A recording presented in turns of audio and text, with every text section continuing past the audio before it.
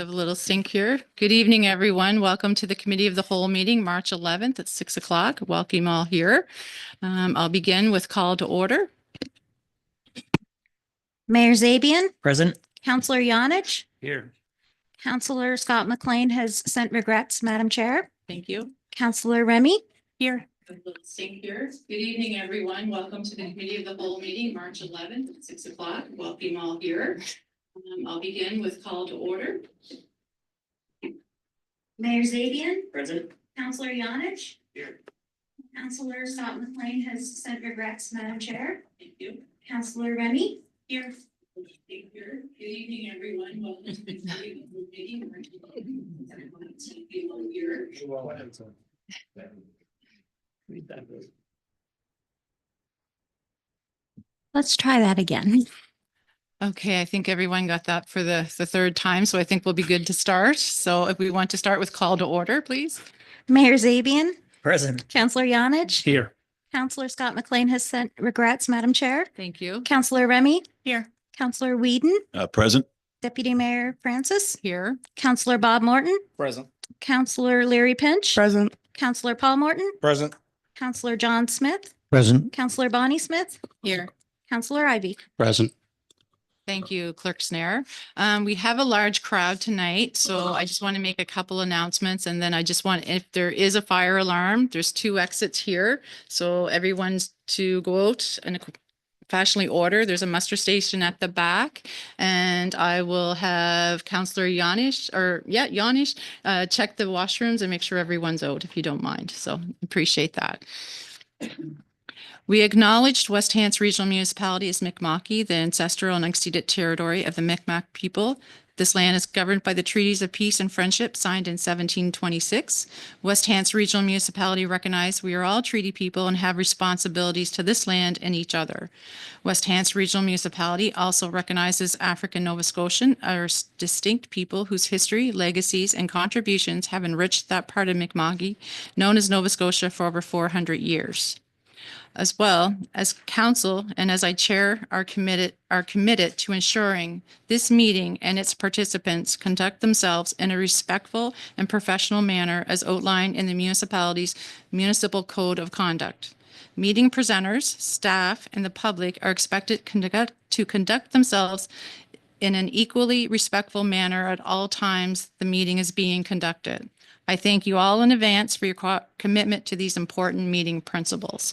So we do have 2 presentations, so we will get to those in a moment. So I'm going to look for approval of the agenda, including any additions or deletions, and I'm going to start with one of the presentations, 7-6. The Hants Shore Karate Club have sent their regrets, so they have sent in a grant, and that will be discussed during budget time.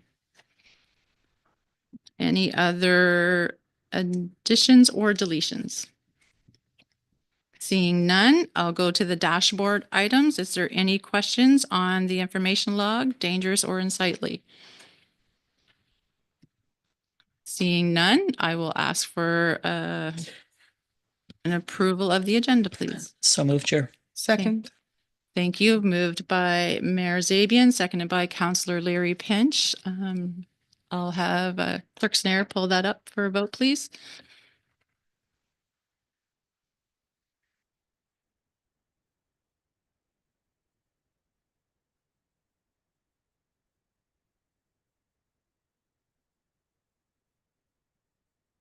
Motion passed. Thank you, everyone. Moving on to 4, declaration of conflict of interest. Does anyone have any declarations? Seeing none, we'll move on to announcements. Does anyone have any announcements they wish? Councillor Wheaton. Yes, thank you, Deputy Mayor. Just wanted to let people know that maybe haven't heard already. We did have a fire last evening in my district in St. Croix at the iconic Scott Farm. And unfortunately, they did lose 2 very iconic barns. One was over 200 years old. Unfortunately, they did lose some livestock and some equipment and some hay. And just let them know the community is rallied around them, and there was a lot of support for the family. And we'll be doing some fundraising and some canvassing to help the family out there. And if anyone would like to help out and contribute, they can contact myself directly. And I do believe there's a GoFundMe as well. So our thoughts and prayers are with the family, and glad there was no loss of human life. But nonetheless, it was a very tragic event, and it's something the whole community is rallied around to support that group. Thank you. Thank you. Councillor Remy. I just wanted to announce the Brooklyn Fire Department Auxiliary has started their online auction. It literally just started yesterday. So I just wanted And to. does it run for 3 weeks? I 3 think it weeks? is. Okay, that's great. Mayor Zabian. Just a reminder, it'll be next week, Friday, Saturday, Sunday. The Avonview Girls High School Hockey Team Division 1 are hosting in the Nova Scotia Provincials Chair. 8 teams from across the province hosted here in Windsor. The girls are an incredibly talented team this year who just might bring a provincial championship home. So for anybody coming out, they're playing between the Brooklyn, the West End Sports Complex Friday, Saturday, and the championship game is Sunday. Come on out, cheer on the girls. They'd greatly appreciate it. It's great. We wish them all the best. Is there any other announcements? No, seeing none, we'll move right along. Approval of previous meeting minutes, 2025-02-11, Committee of the Whole minutes. Anyone like to make? So moved. Second. Made by Councillor Paul Morton, seconded by Councillor Jim Ivey. Is there any questions on the passing of the minutes? Seeing none, Clerk Snare, do you want to take that up to a vote, please? We are using the clickers. We do have one councillor absent, so they're not on live stream. So that's why we're still using the clickers in case anyone's wondering.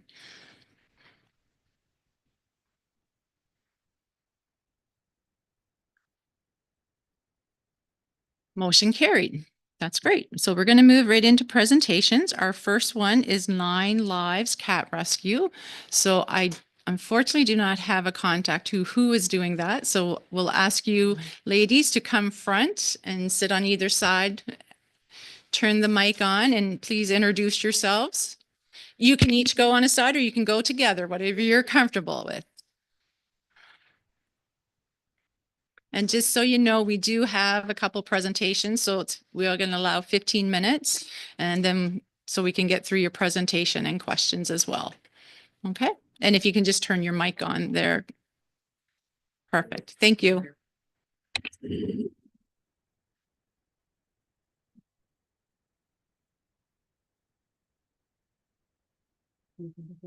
You can start anytime. Yeah.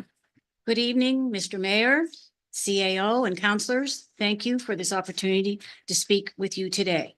I am Marlon Pemberton, and I'm the coordinator of 9 Lives Cat Rescue.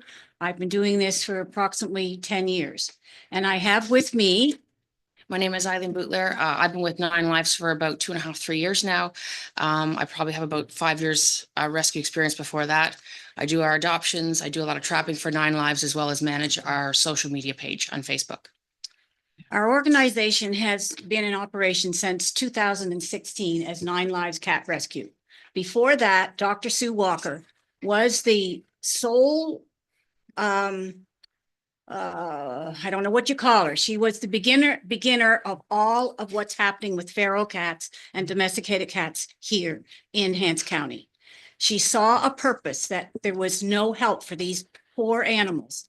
And she and a couple other people would trap. She housed them at her house and she did all the surgeries on her own ticket. And what I did and a couple of other people is she had to earn money to pay for the surgery and the space at, she worked out of Avon Animal Hospital. And she did that for a number of years, and a few people in our group here, and you can see from back here, we got a group and there's more than them. We just fundraised for her. And then in 2015, she came to me and she said, I can't do this anymore. I can't do feral cats at this clinic that she's working for. That was a big step for 9 Lives. We decided, I said, give us a few months, can't do this with one person. So this is where, and I can tell you, these people all came to help. Not all at the same time, but we had a core group of a few people and it blossomed.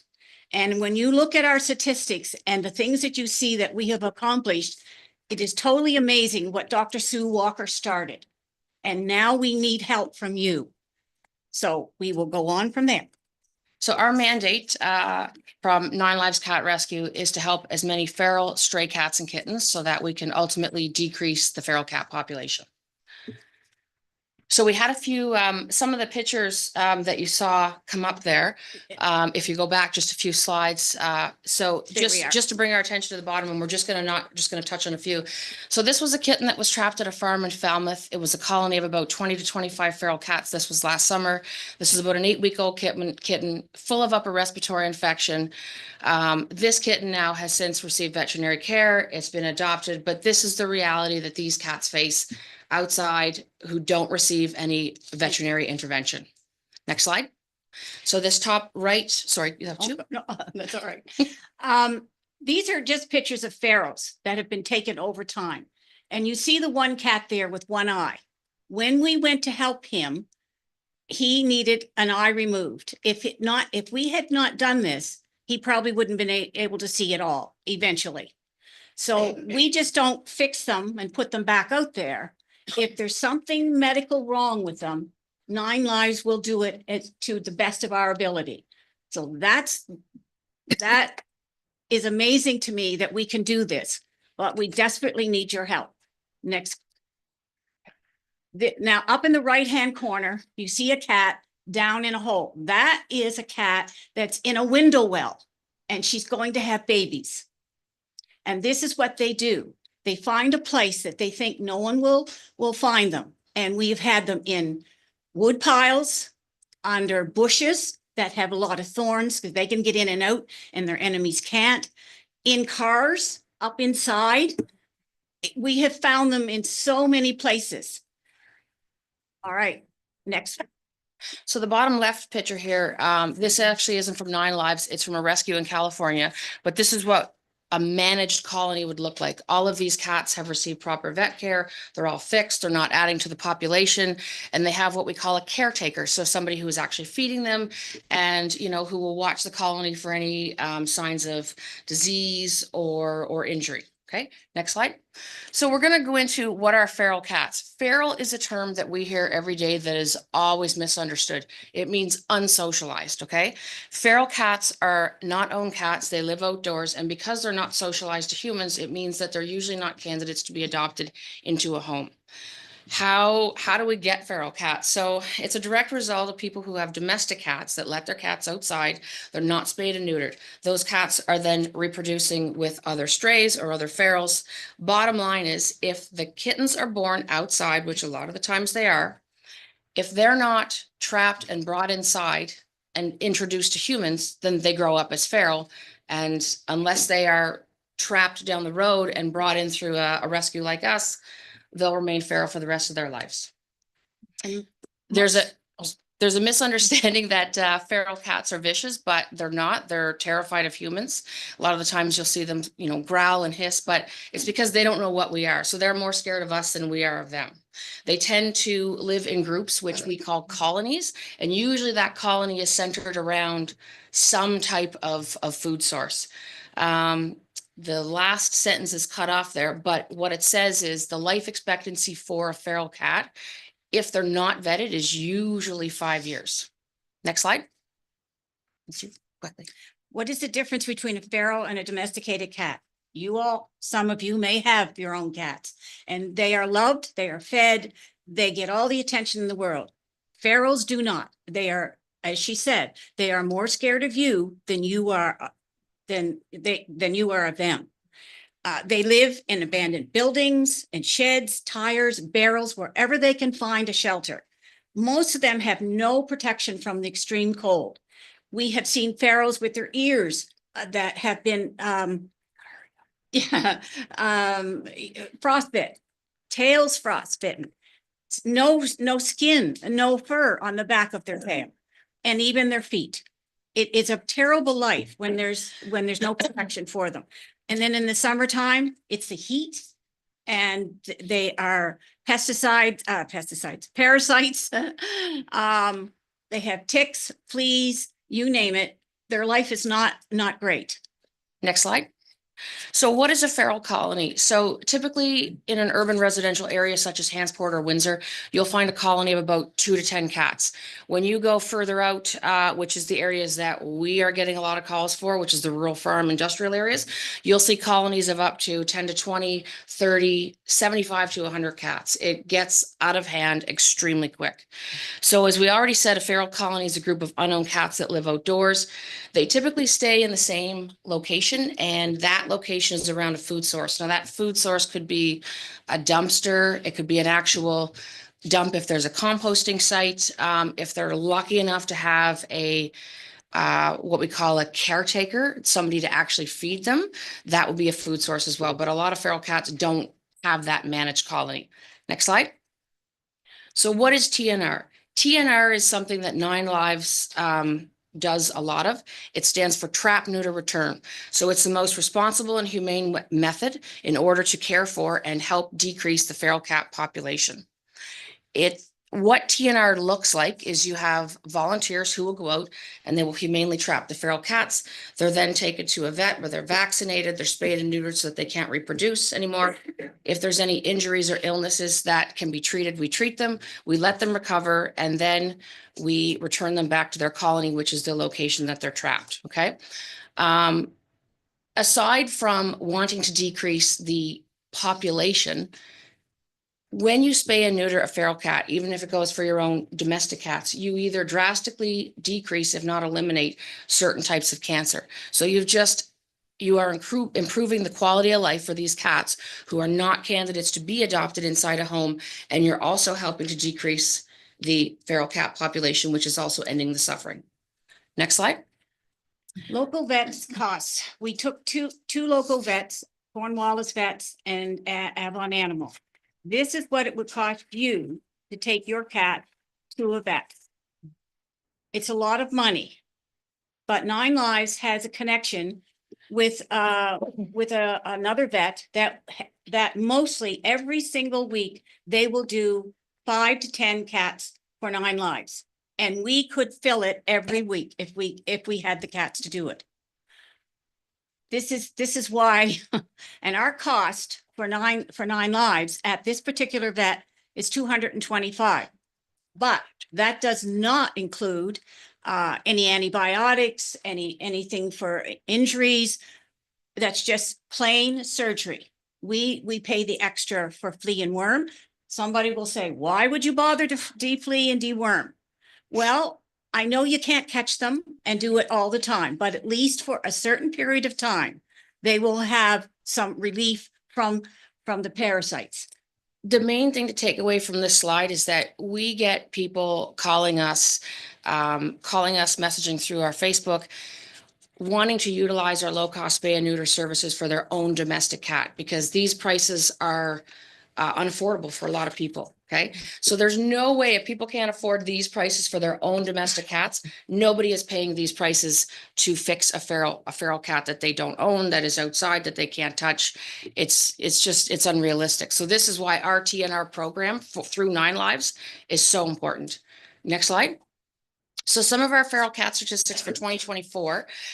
9 Lives spayed and neutered a total of 166 ferals. Now, 41 of those were done through the SPCA mobile van.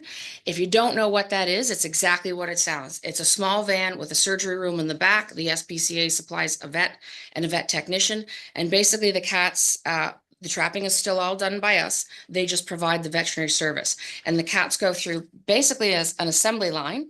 And then once that's done, they recover and then they are returned to their colony. The thing about the SPCA van, it is a great program when it runs. It's not something that you can rely on.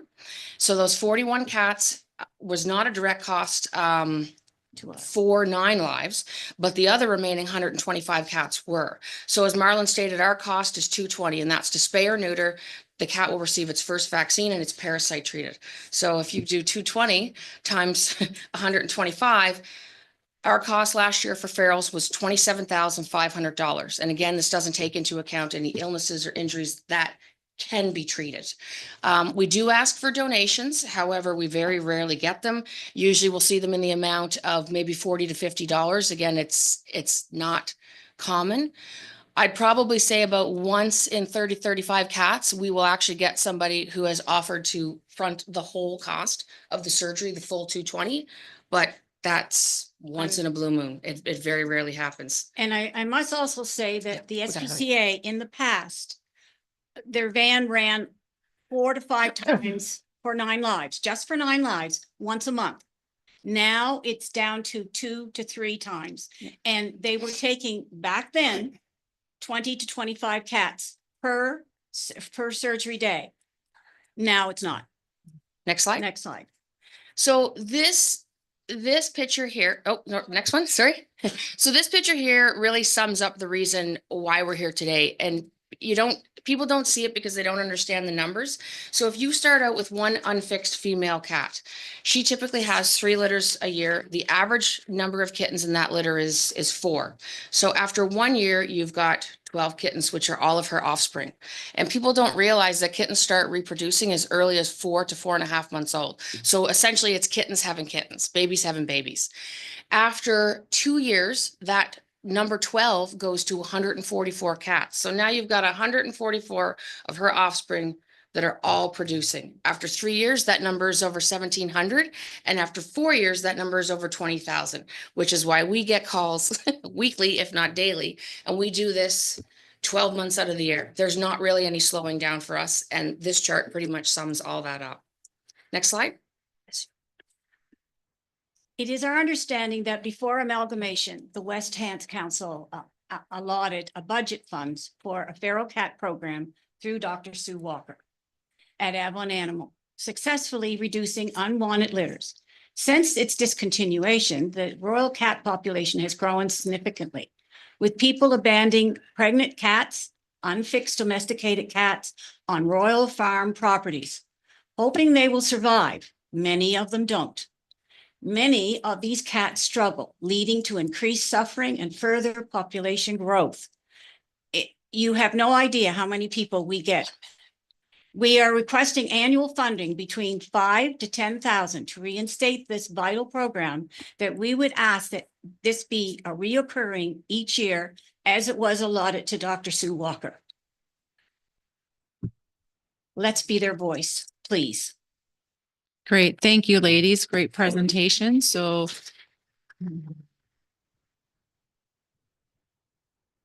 I will open it up to counselors if you have any questions for the ladies. Just before I do, Sue Walker, I know Sue, and she was, when I first came here, yeah, it was the Kaiser's old veterinarian clinic. So Sue did a great job. So she was a very great advocate for this program. So Counselor Bonnie Smith. Thanks. Great presentation. I just had a quick question. You said that after they've been spayed or neutered through the through your program, they recover. How long is recovery time, and where do they recover before they go back out to their Well, colony? we have a small shelter. One of our members that's here, it's a building on her property, and she donated it to 9 Lives. We filled it. She looks after it. She feeds the cats. She takes care of them. Now, in the summertime, they don't have to be recovering in the shelter itself because it's warm weather. But in the winter, and we have done several ferals this winter, we have to find a place for them to stay to heal, especially the females, because they are shaved on their belly. They can't go back out in the cold. We won't do that. It's not humane. So we do have this small rescue. It's the shelter. It will hold 7 cats. It's amazing. You're welcome to come and see it anytime. It's in Hansport, by the way. And the caregiver here is Joyce Reed, and she's right back here. Put her hand up. She's the lady that looks after it. And I don't know if that answers your question, but Perfect. Thanks. Counselor Remy. Through you, Chair, I just wanted to mention when you had said that the municipality used to provide funding to you guys annually. I do recall, I think a portion of the funds from the dog tags used to cover that back in the day. I just kind of wanted to bring that forward. So if that is a possibility, I believe that back in the day, I know cats and dogs, it seems silly that that's where it came from, but I'm quite confident that that's a portion of that went to 9 Lives back in the day. Oh, that's great. Seeing in, Excuse me, that would have been, on Dr. Walker, and 9 Lives wasn't under Dr. Walker. She had, Helping Hands for Ferals.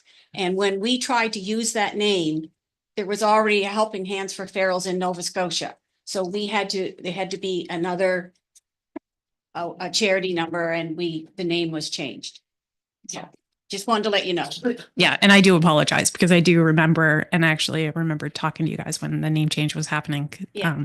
Anyway, but I'm quite sure that's where it came from. great. Seeing no more lights, thank you, ladies, for the presentation, and I'm sure this will be discussed during budget time and grants and contributions. Thank you for Thank having you us. very much.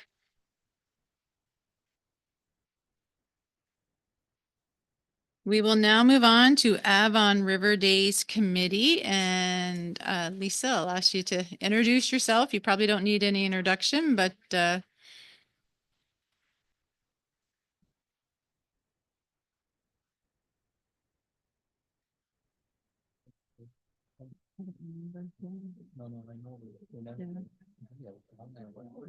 they were in Dr. Kaiser's old, where that house is now, on the green house. So that's been a long time ago. She did, yeah.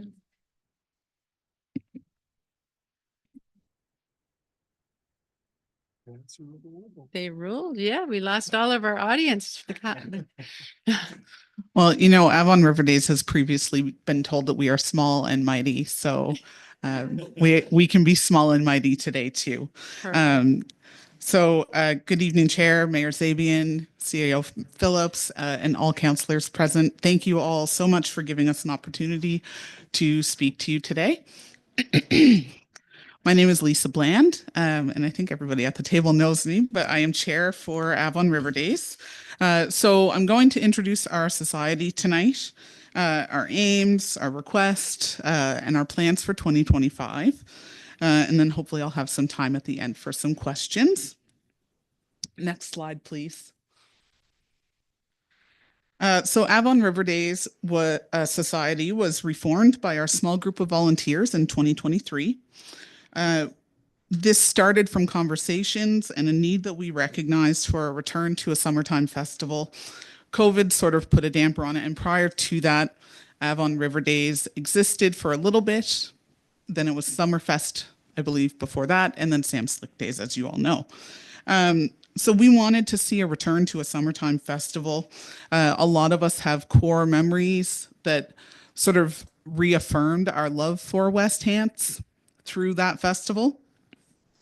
And so, you know, we wanted to see these larger community events recreated, help build formative memories for adults and youth alike. And we also saw how costly it was for families to go out. Most of our volunteers have families ourselves. And as most of you know, it's very expensive to go out. So we really wanted to, in reforming the committee, be a little bit unconventional and prioritize financial accessibility. So it was very important to us that we wanted to keep the event free. Can you just go back for a sec? So we registered as a society with the Registry of Joint Stocks in 2023, and then we hosted our first festival in 2024. So I'll talk a little bit about that now. Next slide, Deanna, please.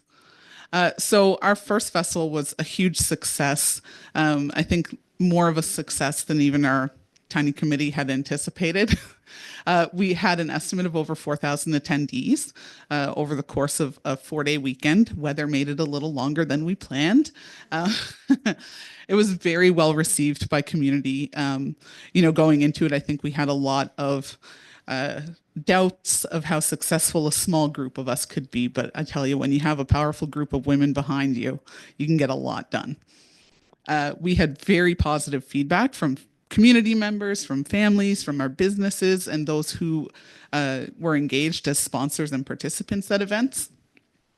I want to just draw your attention to the quote that's on screen there. I guess it's sort of a summary of a quote. We had a parent specifically commend us for our attention to inclusivity. She came here from Greenwood with her kids. I think she had 2 kids who both had some neurodivergent sensory issues. And she specifically came here because she had not found anything in the Valley that provided low sensory activities that her kids could attend. So we did something right. And that brought that to West Hants. Next slide, please. I also want to highlight some businesses that have sponsored us and sort of celebrated us. This is a quote from Geldert Guest House. And you guys can read the screen as well as I can, but I just want to highlight that they said they sponsored us because of their unwavering belief in the power of events like Avalon River Days to provide that local entertainment, economic growth opportunity, and making place in our community. And this, having a 3 to 4 day event here meant that people could enjoy this community for more than just a pop through on the way to something else. Next slide. So in terms of actual measurements, we had over 1,000 attendees based on our clicker counts, and this is volunteers counting, so, they're about as official as our numbers get.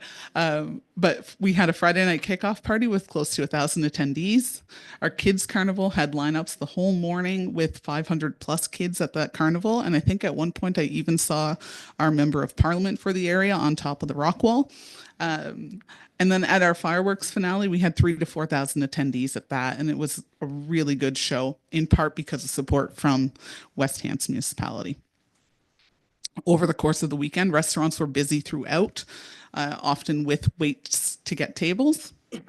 And we offered over 6 hours of musical entertainment at both the Victoria Park and the waterfront bandstands. Next slide. So we're here today because we want to increase our capacity to offer kids' carnival events for a longer period of time. So we are hoping to expand our grant application request. Thus far, we have submitted for 2 grant applications, the special event application for $5,000, and we've also submitted for a $1,500 operating grant. Our request today would increase the total amount to $10,000. In particular, increasing that total to $10,000 would greatly expand our capacity for the full day kids carnival. Last year we did 4 hours, and we'd like to double that. And that was offered to West Hants families at no cost. Given that child poverty rates are as high as they are at 23% in Hants County, and this is from the 2024 report card on child poverty in Nova Scotia, that's almost 1 in 4 of our kids. And so it's very important that we provide low cost, fun memory making activities so that, when a family comes out, the only cost could be the meal, and they could picnic if they want or whatnot, because we also try to have picnicking areas. So that's sort of one of the drivers for our festival. Next slide. So our goal with this special event funding application would be to cover things such as the bounce castles, inflatables for varying ages and ability. So you have things within, your bounce castle catalogs ranging from sort of a simple 1-room bouncy house to full obstacle courses. And we want to be able to offer all of that so that there's something for young kids and for active, preteens and teenagers as well. And we've talked about that in these rooms before about the lack of activities for teenagers. So this provides something additional for that sort of middle school and high school age. Funding would also cover things like attendant and generator fees. With each of these bouncy castles, there has to be something to inflate it and somebody there monitoring the bouncy house. It would also cover things like the addition of costumed performers and or children's entertainment. Part of what we want to do in our kids carnival is offer, you know, puppet shows or kids musicians, that sort of thing, to really make this event as fulsome as we can, because not everybody enjoys a bounce house, but we want to try and offer as much as we can for families. Our current quote is for inflatables, attendance, and generators, essentially, and the delivery of those pieces of equipment, and it's approximately $8,000. It does not include things like performers or kids entertainment. And for those pieces, we would prioritize local businesses. So for example, if we have face painters, that would come from our West Hants community, keeping as much money as we can within the area. So I'll talk a little bit about our plans for 2025, because we're doing more than a kids carnival. So I wanted to share a little bit of a fulsome picture of what we're doing. So we'll have the kids carnival as a full day event, continued to be financially accessible event for everybody. And we want to expand that low sensory time that I had mentioned to cover 2 hours in the morning. So what we're envisioning is that we would have 2 hours that's low sensory, no music playing down on the waterfront. And then the parade would end down at the waterfront area as that low sensory time is coming to an end. Because in my rose-colored glasses, my timing works perfectly. So we would expand that kids carnival to a full 8-hour day, free the entire time. And with moving the kids carnival to the waterfront area, we have a bandstand there.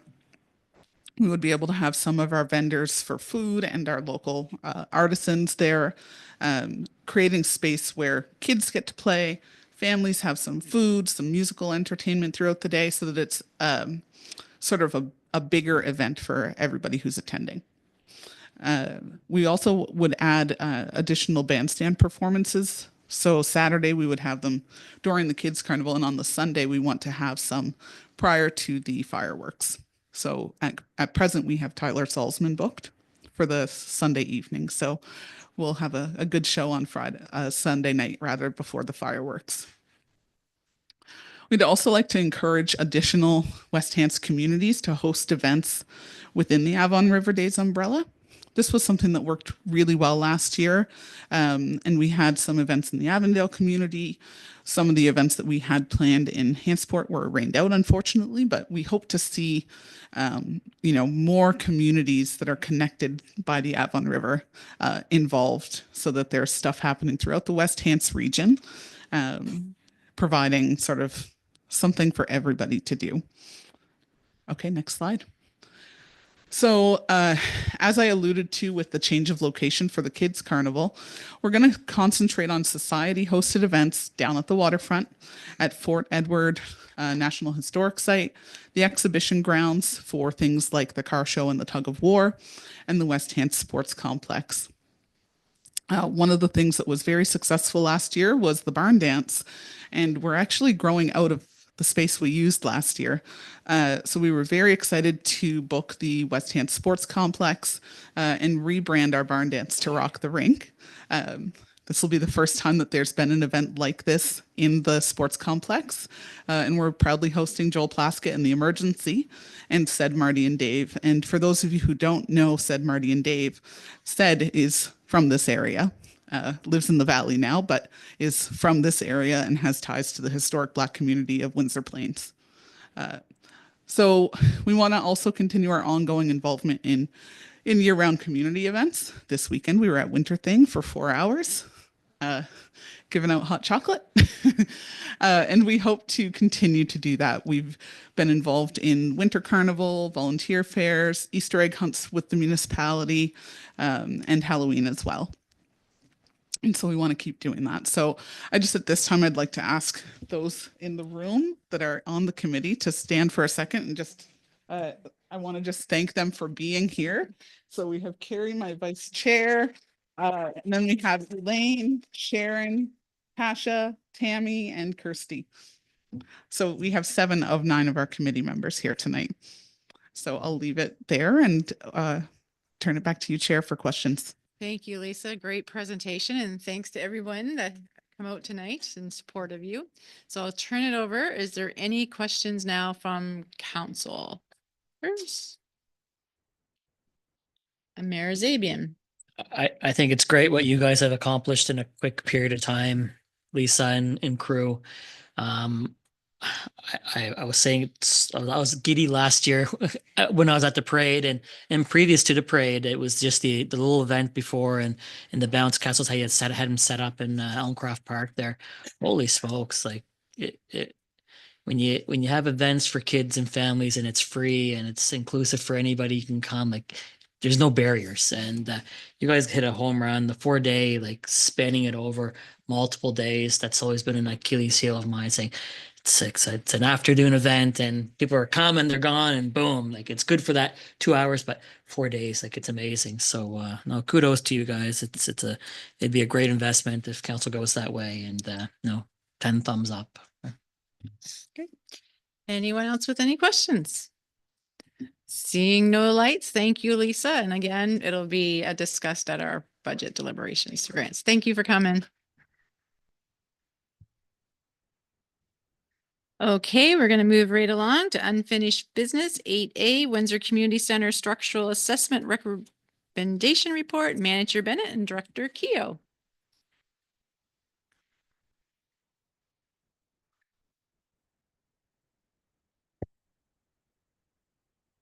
Thank you. So before you, you have the recommendation report for the Windsor Community Center Structural and Accessibility Assessment. In early February 2025, we issued a RFP for the structural and accessibility assessment to pre-qualified engineering consultants. And by the closing date, we had 2 proposals received. The report outlines the scope of the project, and after the review of the 2 proposals, staff are recommending we award the RFP to the low compliant bidder, which is Design Point, in the amount of $22,585.30. If you have any questions, I welcome them. Great. Does anyone have any questions for Director Keogh? Councillor Ivey. Yeah, thank you, Chair. Thanks, Kathy, for the report. The one question, I guess, that occurred to me is the timing that you might expect to see with the assessment being done, and if any anticipation of impact on services or programs being offered in the community center between now and when you get down that path. When we issued the RFP, we had requested that they consider an April to June timeframe for the completion. So because we weren't sure with the award and council's approval as to when that would happen. So we wanted to leave that window open. So with that said, we don't believe that there should be, much disruption with respect to the facility, because most of the area that would be impacted is in the lower level. And it's not used currently based on the situation. Great. Sorry, thank you. Great. Any other questions for Director Keogh? If not, thank you, Director Keogh, and I'll turn it over to, there's a motion there if anyone would like to. Councillor Bonnie. Sure. Committee of the Whole recommends council to award the RFP to the low compliant bidder, Design Point Engineering and Surveying Limited, in the amount of $22,585.30 to support the structural and accessibility assessment for the Hants County War Memorial Community Center, to be taken from the WHRM operating reserve. Made by Councillor Bonnie Smith. Is there a seconder? Second. Yes, seconded by Councillor Paul Morton. Is there any questions on the motion? Discussion? If not, I'll call the question. I'll read the council award the RFP. I hit something. Can you bring that up quickly until I find it here again? Sorry. Okay, I got it back. Council, the award of RFP to the low compliant bidder, Design Point Engineering Surveying Limited, in the amount of $22,585.30 to support the structural and accessibility assessment for the Hants County War Memorial Community Center, to be taken from the West Hants Regional Municipality Operating Reserve. Is everyone clear on the motion? Clerk Snare will put that to a vote, please.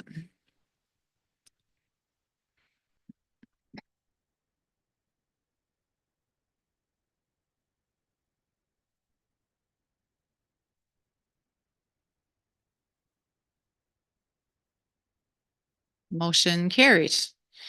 So we'll move right along to Sports Complex HRV Recommendation Report. Manager Bennett, Director Keogh. Manager Bennett's going to take this one. Thank you.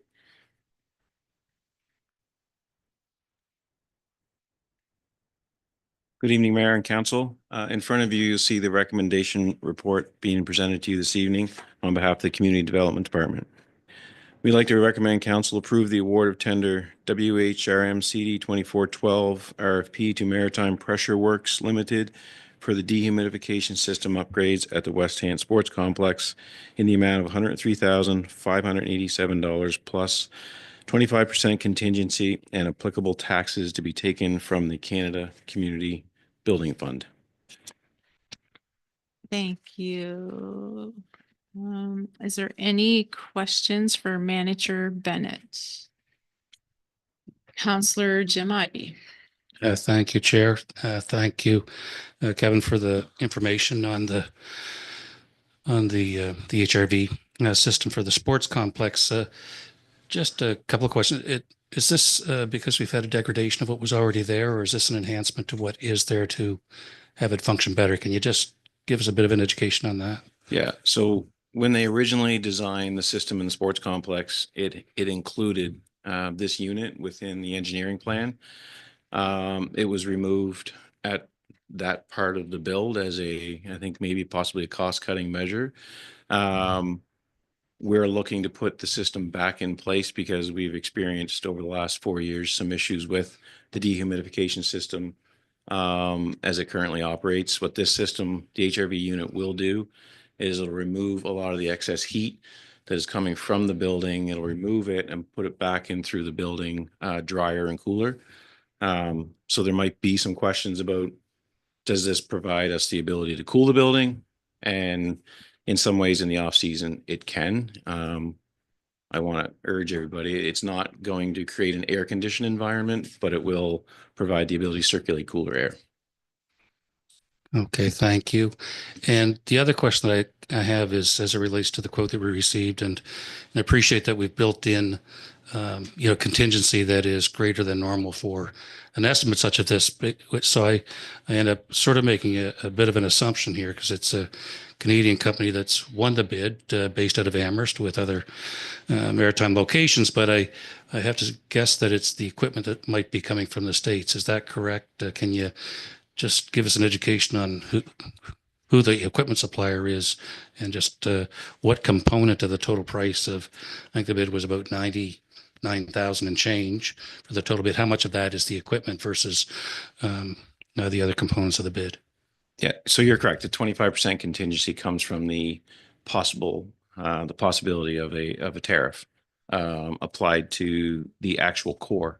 So the core itself is valued at 38,500 plus taxes and potential tariffs if it goes down that road. So that's where the contingency comes from, is for that particular unit. The rest of the work is in-house to Dartmouth. But yeah, that's where that comes from.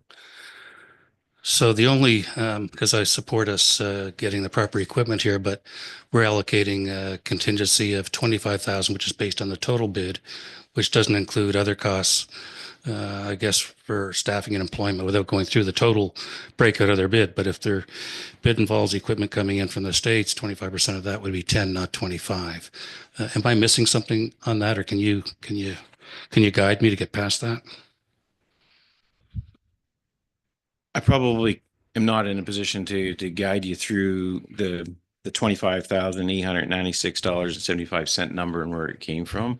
That'd be Director Rashawn probably can speak to that a little bit. But we did apply the 25% contingency due to the equipment, and they can maybe possibly explain that number maybe better than me. But that was brought forward to her when we were doing this. Okay, thank you. Counselor Larry Pinch. You're good. So there will still be the issue remaining through you, Chair, sorry, of the building being incredibly warm in the summer months. So with this in place, so what we can do with this unit in place is we can turn the mechanical system on, and then we can create an air circulation in the building, and the air coming back out of the dehum system is cooler. The building itself, you wouldn't say it's hot. It's just that it's humid and there's no airflow and there's not a lot of movement. The building itself isn't super hot, but it's stale and humid. This system, if we activate it in the summertime, would circulate that humid air, put it through the system, remove the humidity, and put drier, cooler air back into the building. In theory, it provides a little bit of a feeling of a cooler building. Hopefully that makes sense. Okay, Mayor Zabian? Yep, thank you, Chair. Not so much a question to Manager Bennett, but a question to Director Roshan, if I could.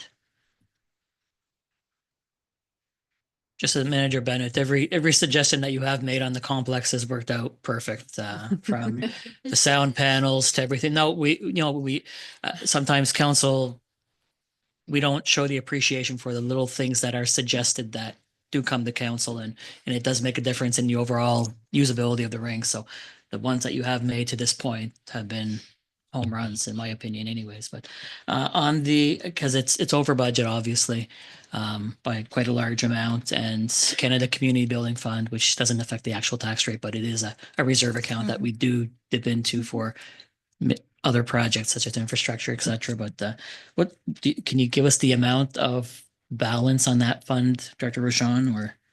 Yes, certainly. So the West Hants Regional Canada Community Building Fund Reserve is projecting right now an ending balance of 886,000, roughly. Again, that's a projection based on all the approved motions that have happened through the year. And then we have our West Hants Canada Community Building Fund as well that came over from the former municipality, and that's sitting or projected to have an ending balance at 2.6.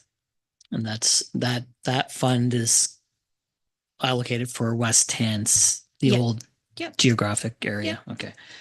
And you're comfortable with this funding source at that amount with that reserve balance? I appreciated the previous report with the et ceteras and highlighting it's below policy, et cetera. So that's the reason for my question. Yeah, So, no, that's perfect. Perfect. And just again I know the question came up earlier, though it wasn't directed to me, relating to the 25% that's on the entire project, knowing with the uncertainty, of course, with our neighbors, we're not exactly sure what the impacts would be. And with Canada Community Building Fund, we have to have a motion of council. So the thing is if something were to change very quickly, which it can with our neighbors down, then we would have the capacity to adjust for that without having to come back to council for an additional motion, because we can't take from Canada Community Building Fund unless we have a motion of council. And then we only can take what our actual costs are. So if we are a little below, then we can only take what is actually what actually occurs. But this gives us a little bit of capacity if other things come up and arise from those. I think an additional 25% might have been even suggested today. So.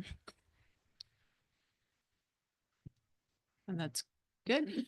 Councillor John Smith. Thank you, Chair. Just a couple of questions. Do you know what the additional operating cost will be for the dehumidifier? Or like say for a year? No, we don't have a breakdown on the costs associated with it. It's electricity, really is its primary source of energy. But it's nothing for a building that uses a lot of energy, as it is. It's not something that we would anticipate greatly impacting the budget to the point that you would notice it as a spike in our power bill. If anything, it's going to, on the reverse side, it's going to improve the efficiency of the refrigeration system, because currently without the system, we are in constant freeze ups. So during August, September, and October, when the weather's a little bit warmer, because we can't remove the heat that's coming through the building, through the system, it's freezing up the system, which means we have to call staff in sometimes 2 times a week at odd hours to go in and with a water hose and unthaw the system and get it back up and running and get it going again. So there's lots of other inefficiencies associated with not having the system that would help offset some of the potential increases in electricity bill. Okay. And second question, is there a lifespan to this piece of equipment, or is it a permanent fixture that never needs to be replaced? It's permanent mechanical. So like any piece of a mechanical equipment, you get 10 years out of it, you could get 15, but in this day and age, I don't think anybody wants to stand behind anything for 20, 25 years anymore. But we would fully expect 10 to 15 years out of something like that. Okay, thank you. Counselor Larry Pinch. I know he keeps turning his light off. He's getting me. I keep writing his name. Yeah. Thank you. Through you, Chair, to Director Rochon. So the additional funds that are over budget are coming out of the Canada Community Building Fund, the $2.6 million reserve as it sits at the moment. So I just want to look in there. So in here, I did just state Canada Community Building Fund. I didn't specify which. However, because this project was a West Hants project, even though it is within the town boundaries, we might be able to use the 2.6. That's one of the little asterisks we can have on that one because it was a West Hants project. Thank you. Any other questions, counselors? Seeing none, thank you, Manager Bennett and Director Rochon. So there is a motion, if someone would like to read it. Mayor Zabian. I'll make that recommendation, Chair. The council approves the award of tender WHRM CD 24-12 RFP to Maritime Pressure Works Limited for the dehumidification system upgrade at the West End Sports Complex in the amount of $103,587 plus 25% contingency and applicable taxes to be taken from the Canada Community Building Fund. Is there a seconder? Second. Seconded by Counselor Larry Pinch. Is there any more discussion, council, on the motion? Seeing none, I'll reread it if I don't lose it here. That council approves the award of tender WHRMCD 24-12 RFP to Maritime Pressure Works Limited for the dehumidification system upgrade at the West Hants Sports Complex in the amount of $103,587 plus a 25% contingency and applicable taxes to be taken from the Canadian Community Building Fund. Clerk Snare, if we can have that up to vote, please.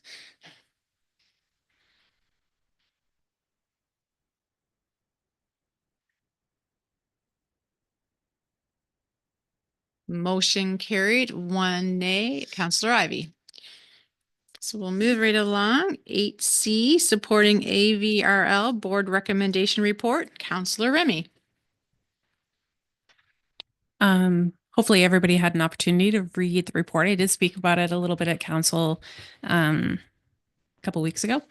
But some of the, like I said, if you have any questions about this, I just want to reiterate that I know that Councilor Warren and I in particular have been receiving a lot of calls about some stuff that's been happening at the Hansport Library as far as closures and stuff due to lack of staff, and the community, particularly in Hansport, is very connected to their library and rely on it being open for a lot of community events and just resources and just a sense of community in general.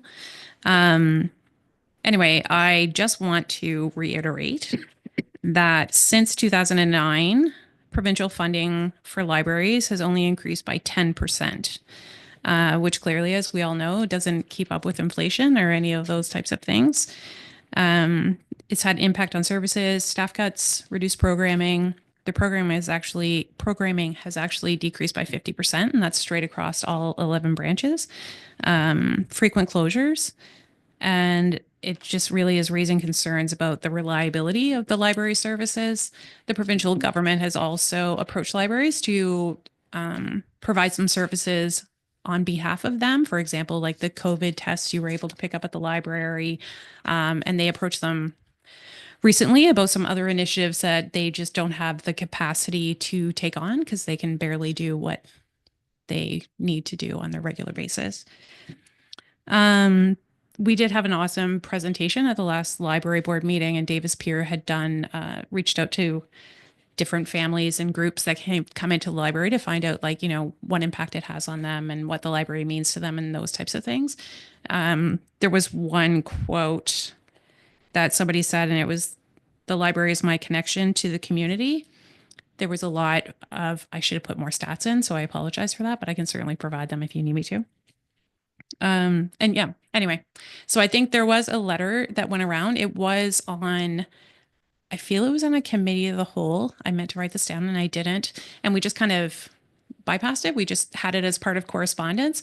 And that had to do with, we met after that letter was circulated to all the municipalities, and the board met after that. And we were kind of like, we didn't know what we were supposed to do with that. So there was a little bit of a miscommunication there. I did reach out to see if they wanted me to speak to it, and there was an understanding. Certainly has nothing to do with you, CAO, but there was an understanding that the CAOs were going to present this, but there was a miscommunication in what the whole purpose of it was. So I've just added the letter here, and I would just like to have a motion that, or for council to consider endorsing this letter or supporting it. Great, thank you. Is there any questions for Councillor Remy, or there is a motion there if someone would like to? Mine is just a comment on the report. Appreciation for having this brought forward for all kinds of reasons, but specifically, I was fortunate in previous council be able to sit as an alternate or on the library board. And I know the work that they do, and I know I've seen the reports on the numbers and the tremendous growth that they've seen, over the last number of years as there was changes with COVID and mobile book deposits, pickup and drop offs, and the tremendous work that they do. And then further to add the concern and disappointment that they aren't being funded to a level that they can operate successfully, because reading and comprehension, the foundational aspects of learning and the ability to do anything, is really something that spawns from a library and people having access to it. So I think this is vitally important. I think it's important that we see that letter of support going off and that we find some way to see this change take place, because we see enough challenges by way of learning and comprehension and other aspects coming along without having libraries, without having libraries getting the funding and support that they need. We'll be in a whole heap of trouble 10 and 15 years from now, and even sooner, if we let these go by the wayside. So very glad to see that you brought this forward. Councillor Larry Pinch. Can I move? Are you good for me to move? No other questions? Because we can have discussion if there's any questions. Perfect. So I move that Committee of the Whole recommend to Council to endorse the attached letter requesting a fair and equitable funding formula for the Annapolis Valley Regional Library System to be sent to the Honorable Dave Ritzie, Minister of Communities, Culture, Tourism, and Heritage. Moved by Councillor Larry Pinch. Is there a seconder? Second. Seconded by Councillor Wheaton. So questions on the motion, Mayor Zabian? Yeah, not so much a question, Chair, but a comment, and I thank Councillor Remy for bringing it forward. The municipality, because I've had people reach out to me on why aren't we funding the library and why aren't we keeping it open? Just in case anybody is wondering, municipalities do fund operational of libraries as well through the agreements with the province there. So we are funding that, and then we do own the assets, and we are responsible for the asset as well, the actual building and maintenance and upkeep and repairs, etc. So I believe municipalities go above and beyond for its libraries. Just the provincial funding aspect of it. I think that's what the letter speaks to, is increasing that amount that just hasn't kept up with what the municipalities are putting into them. So municipalities have been doing more than their share. Just we need that reciprocation of the province on that end. So Great comment.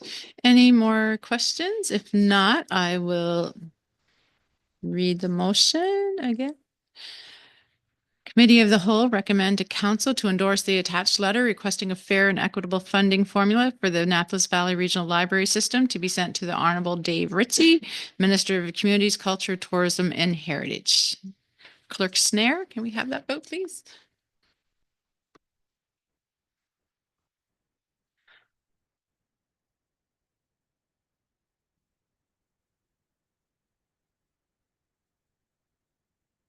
Motion carried. Thank you, everyone. We're going to move right along. 8D, Tremaine Crescent Stormwater Culvert Recommendation Report. Director Richard. Thank you, Deputy Mayor, and good evening, Council. So staff is here tonight. The report's before you. We're seeking direction just on a few options related to the Tremaine Crescent stormwater solution. So back in September of 2023, staff was directed through the CAO to look for a dedicated solution for this Tremaine Crescent cross culvert to prevent the backup of water and the reports of flooding in that area. So staff did engage CBCL at the time. We did a detailed design along with looked at what the catchment area was for that area that encompassed the stormwater system. So that was presented at another council in April 9th, 2024. We were looking for direction at that point, just on what way you want to proceed. At that point, staff was given a little bit of direction on looking at possibility of obtaining stormwater easements for that stormwater ditch. So staff did send registered letter to all the affected property owners in that area. We didn't receive any back. More or less, the registered letter was looking for voluntary support for the municipality to obtain a stormwater easement. So we did follow up afterwards with some emails and phone calls. And recently, last week, we did meet with 2 property owners just to have some dialogue and, relating to what the proposed plan could be, what some alternatives could be, and just some discussion around what the easement meant for that location. It was a great meeting, good feedback, positive. I think it was certainly beneficial. So council, we're kind of, that's why we're looking for direction. There is some alternatives. One of the solutions is to proceed with the design, go to tender with that proposed. It's coming in at a Class D estimate of over $500,000. That's before tendering. We've all seen what the tenders come in. Contractors are busy, so we're not sure what that actually be if we do tender. But there is some alternatives. The alternatives are, we do have O'Brien Street. It's in the capital budget this year for design. Construction is in next year's 26, 27, or this coming construction season. We haven't started the design on that one, but allowing us to do design and the construction on O'Brien Street and King Street would allow us to more or less bypass where that water is going to that private property. So I know there's been a lot of talk about, municipality directing water to that stormwater easement. So if we can remove that, bypass it, put it on the other side of the railroad, certainly that would be a solution that, staff would, want you to consider. So that's just hitting the high points. Certainly we're looking for direction from council. Can explain a bit more in the report, but happy to answer any questions you might have. Thank you, Director Richard. Is there any questions for Director Richard? We'll start with Councillor Larry Finch. Through you, Chair. Is it my understanding that even if you do the 1 in 100 box culvert, that it still may not reduce the flooding issues for those properties in that area? I just wanted to make sure that I was clear in what I was reading. So great question. This area isn't a low-lying area. It borders the Cotw marsh body, so it's a low area. And we refer to it's at certain times it's influenced by the tide cycle. If we do have heavy rains, that all leads to, it has to go through an abattoir. So if that abattoir is closed and we get heavy rains, there's kind of nowhere for that water to go because it kind of backs up into the system.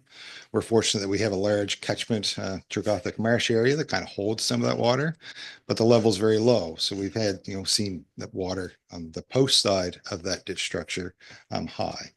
So putting a huge culvert in, potentially that water could still rise to that level. So that's it's a good point. So it may not go away.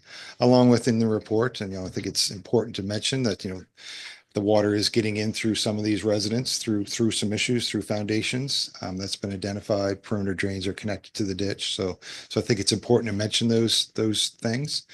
So again, our, suggestion would be if we remove that water, the municipal component that's going there, it certainly would have a benefit because we're putting it on the other side of the rail corridor.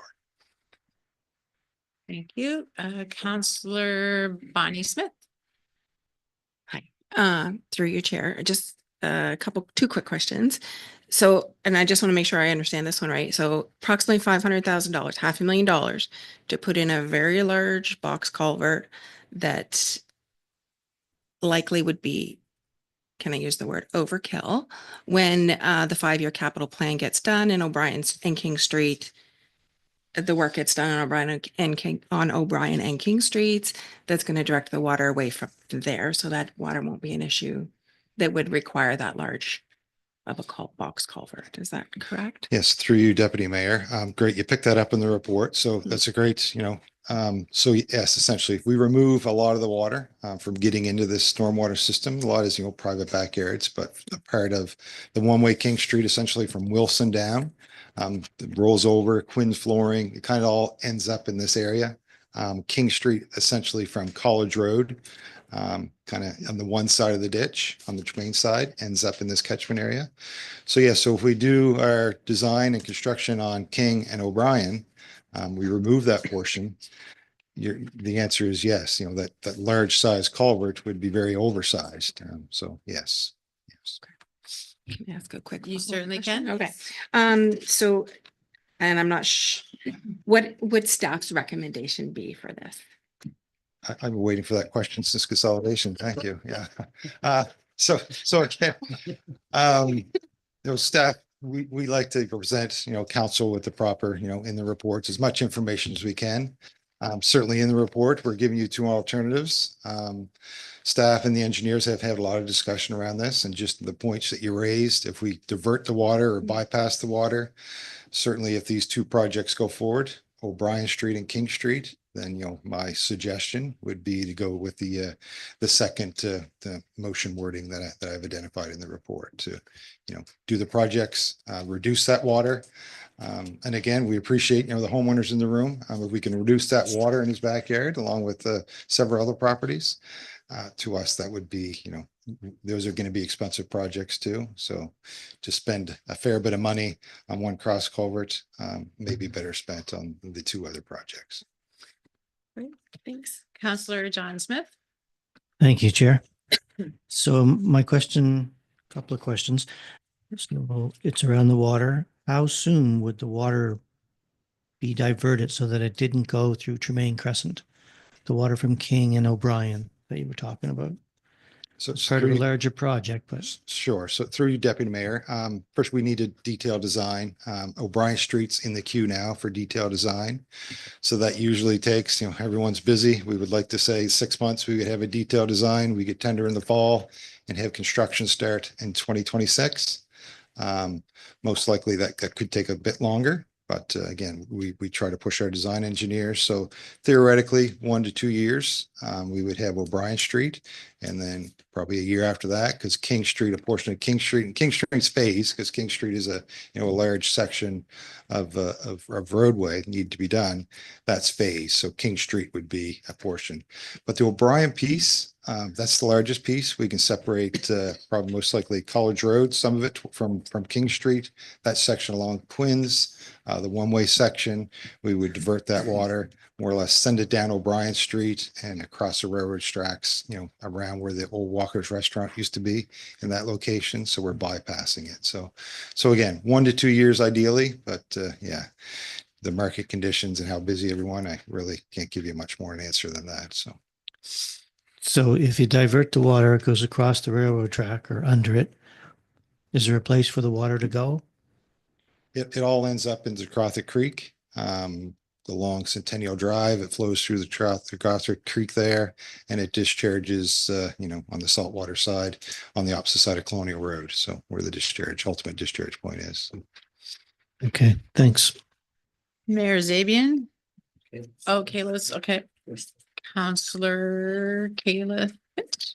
Larry Thank you. Finch. Through you, Chair. So the two options, and you said the second one would be your staff's directed choice, Staff suggestion. yes. suggestion. Do they have like vastly different outcomes as far as the levels of water reduction, or they're similar? Just the timelines are different. One is The second option, we're bypassing the Tremaine Crescent, all the municipal water, the street water, catch basins. So that would be a drastic decrease on how much water is actually getting to that catchment area as of today. So, yeah, so there would be, it's totally different than trying to, obtain a catch the stormwater water. easement and dealing with the water that's going there now. We want to kind of bypass that. So we're not putting that water on private property and try to obtain an easement. So the section option, we really probably wouldn't even need the easement through that stormwater system because we're not actually putting water there as a municipality. And theoretically, it would also produce the better outcome because you would be redirecting that water from the area rather than That catching would be it. my recommendation, yes. Okay. Thank you. Counselor Remy. I just have literally a super quick question. How many residents are involved in, like, affected by that right now? Or how many letters did you send out? So there's about 7 to 8 properties that we require like an easement. Some border it, some are just a corner. But there's several properties in that catchment area that are affected by this. Yes. Okay. And you need their permission to move forward with that first, or Well, obviously agreement. We can expropriate for a stormwater easement. That is, if we don't get permission and it has to be a municipal requirement, it's a benefit to municipality. We don't like to do that, but that would be an option. So we'd like to do the voluntary route. But again, with option 2, we can remove that municipal stormwater component. I don't see a reason to have that. So. Perfect. Thanks. You want to go there? Okay, Counselor Yanish. Yeah, thank you, Chair. Through you to Todd. Can you explain if there's any connection between the work that you would propose for O'Brien and King Street? Is there any connection between that and the greater CBCL stormwater study that we are tossing around? So there is. So that section of O'Brien Street, essentially from Tremaine Crescent towards, the Windsor downtown, is directed towards the Carnival Creek area. So separating O'Brien Street certainly would have a positive impact on the stormwater for the Windsor downtown area. Correct. Thank you. Mayor Zabian. Through you, Chair, to Director Richard. Again, not knowing which way council's going to go here, but if council continues on the path of the 5-year capital plan and separating as we've been going, is there any value to that design work that we did for that culvert to begin with? Does it still need to be replaced if we're going to separate at O'Brien or? So if we don't, currently it's based on a 100-year design based on the current catchment area. So if we divert or bypass that water, certainly the size of most likely the current size of that existing culvert would be, sufficient. But again, like the question asked before, everything does have a life. That cross forward at some point will need to be replaced. Certainly not as large as it is, but that could defer that project 10, 15, or 20 years down the road. So, Counselor Ivy. Yeah, thank you, Chair.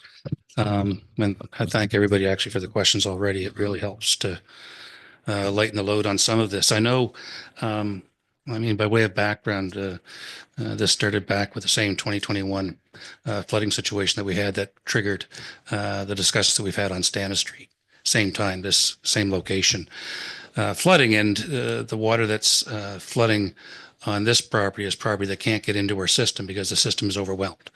We've got I think it's a 15-inch culvert coming down Tremaine Crescent 12-inch that goes into a 15, and then I think under the road it's at 18 inches to get it over to the other side of the road. water's overflowing at their ditch or backing up at their ditch, on some flood occasions here, upwards of 2 feet over the top of the culvert that their water's supposed to go into.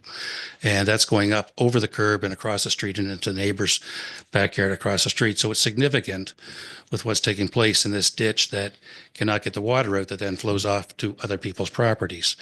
And I just wanted to underline that because this is not a simple solution in this area. It's really similar, I think I can say, to what we see at Stannis with that bowl effect where you're at the low point where the water is attracted to. On Tremaine, the water comes down from O'Brien presently to get to that cross culvert, and it comes down from the other end of Tremaine, causing this water to converge in a common area, which is what makes it very difficult to get it out of there. I appreciate what we have in the alternatives here, at least the two that are there, but I have to ask if there is a hybrid somewhere in between that would provide a quicker solution in this area versus completely waiting for an O'Brien King Street 5-year capital plan to take the pressure off of that water that's trying to get across underneath the road over to the ditch.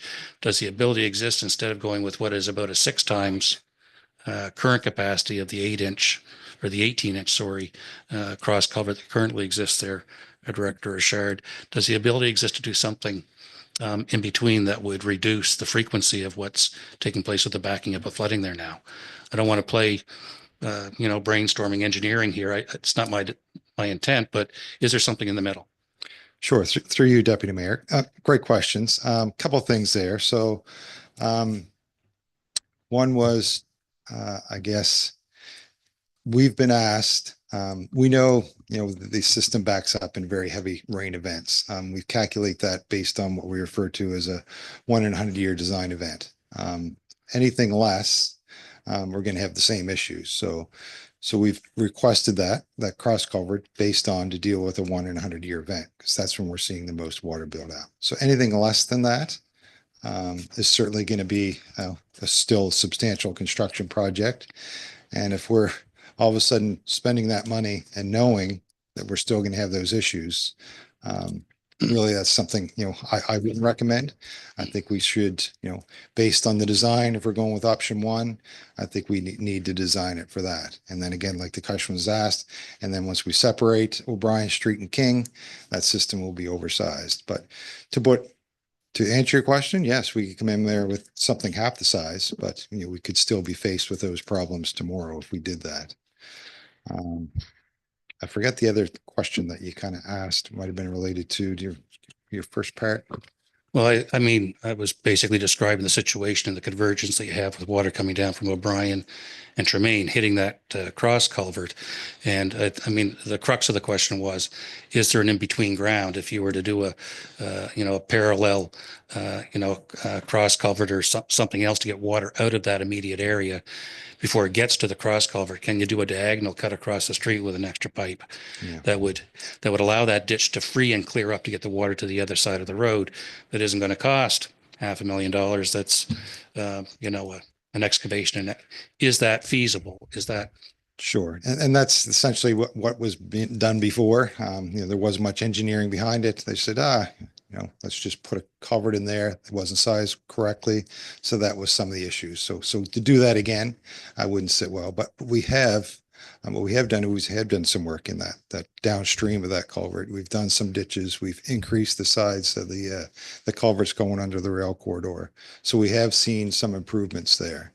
So the next step would be, diversion. Less water going into that certainly would be the benefit. So that's kind of where we are.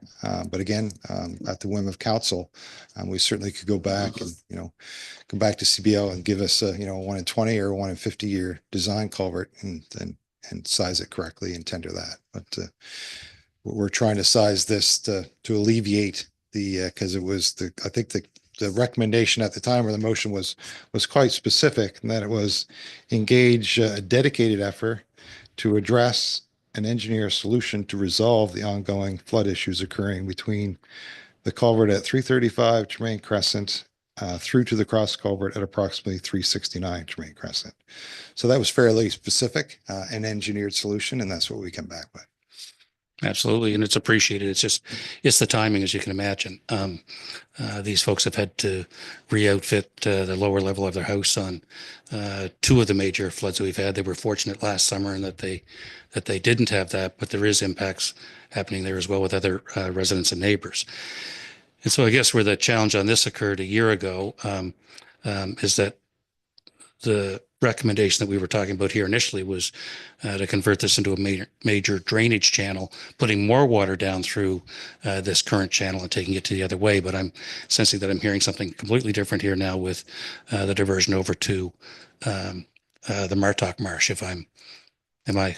No, the water's still going to go to the Cotw Marsh, just on the other side of the rail corridor. So instead of going through the Tremaine Crescent properties, it'll just go directly to the Cotw Marsh on the other side of the rail corridor, kind of on the opposite side of the ball field. So this is your reference to the Walker property, is that like correct? Somewhere in that vicinity, yes, stormwater easement through there. Gotcha. Okay.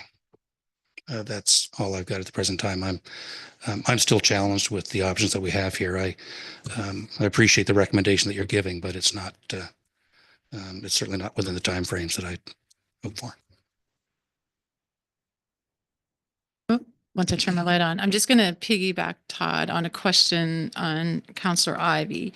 So this culvert is for 1 in 100, but my understanding is there's still flooding there. Like I heard this week, there was a house on Tremaine that flooded twice. So it would have been Wednesday or Thursday that would have had flooding that we may have attended to.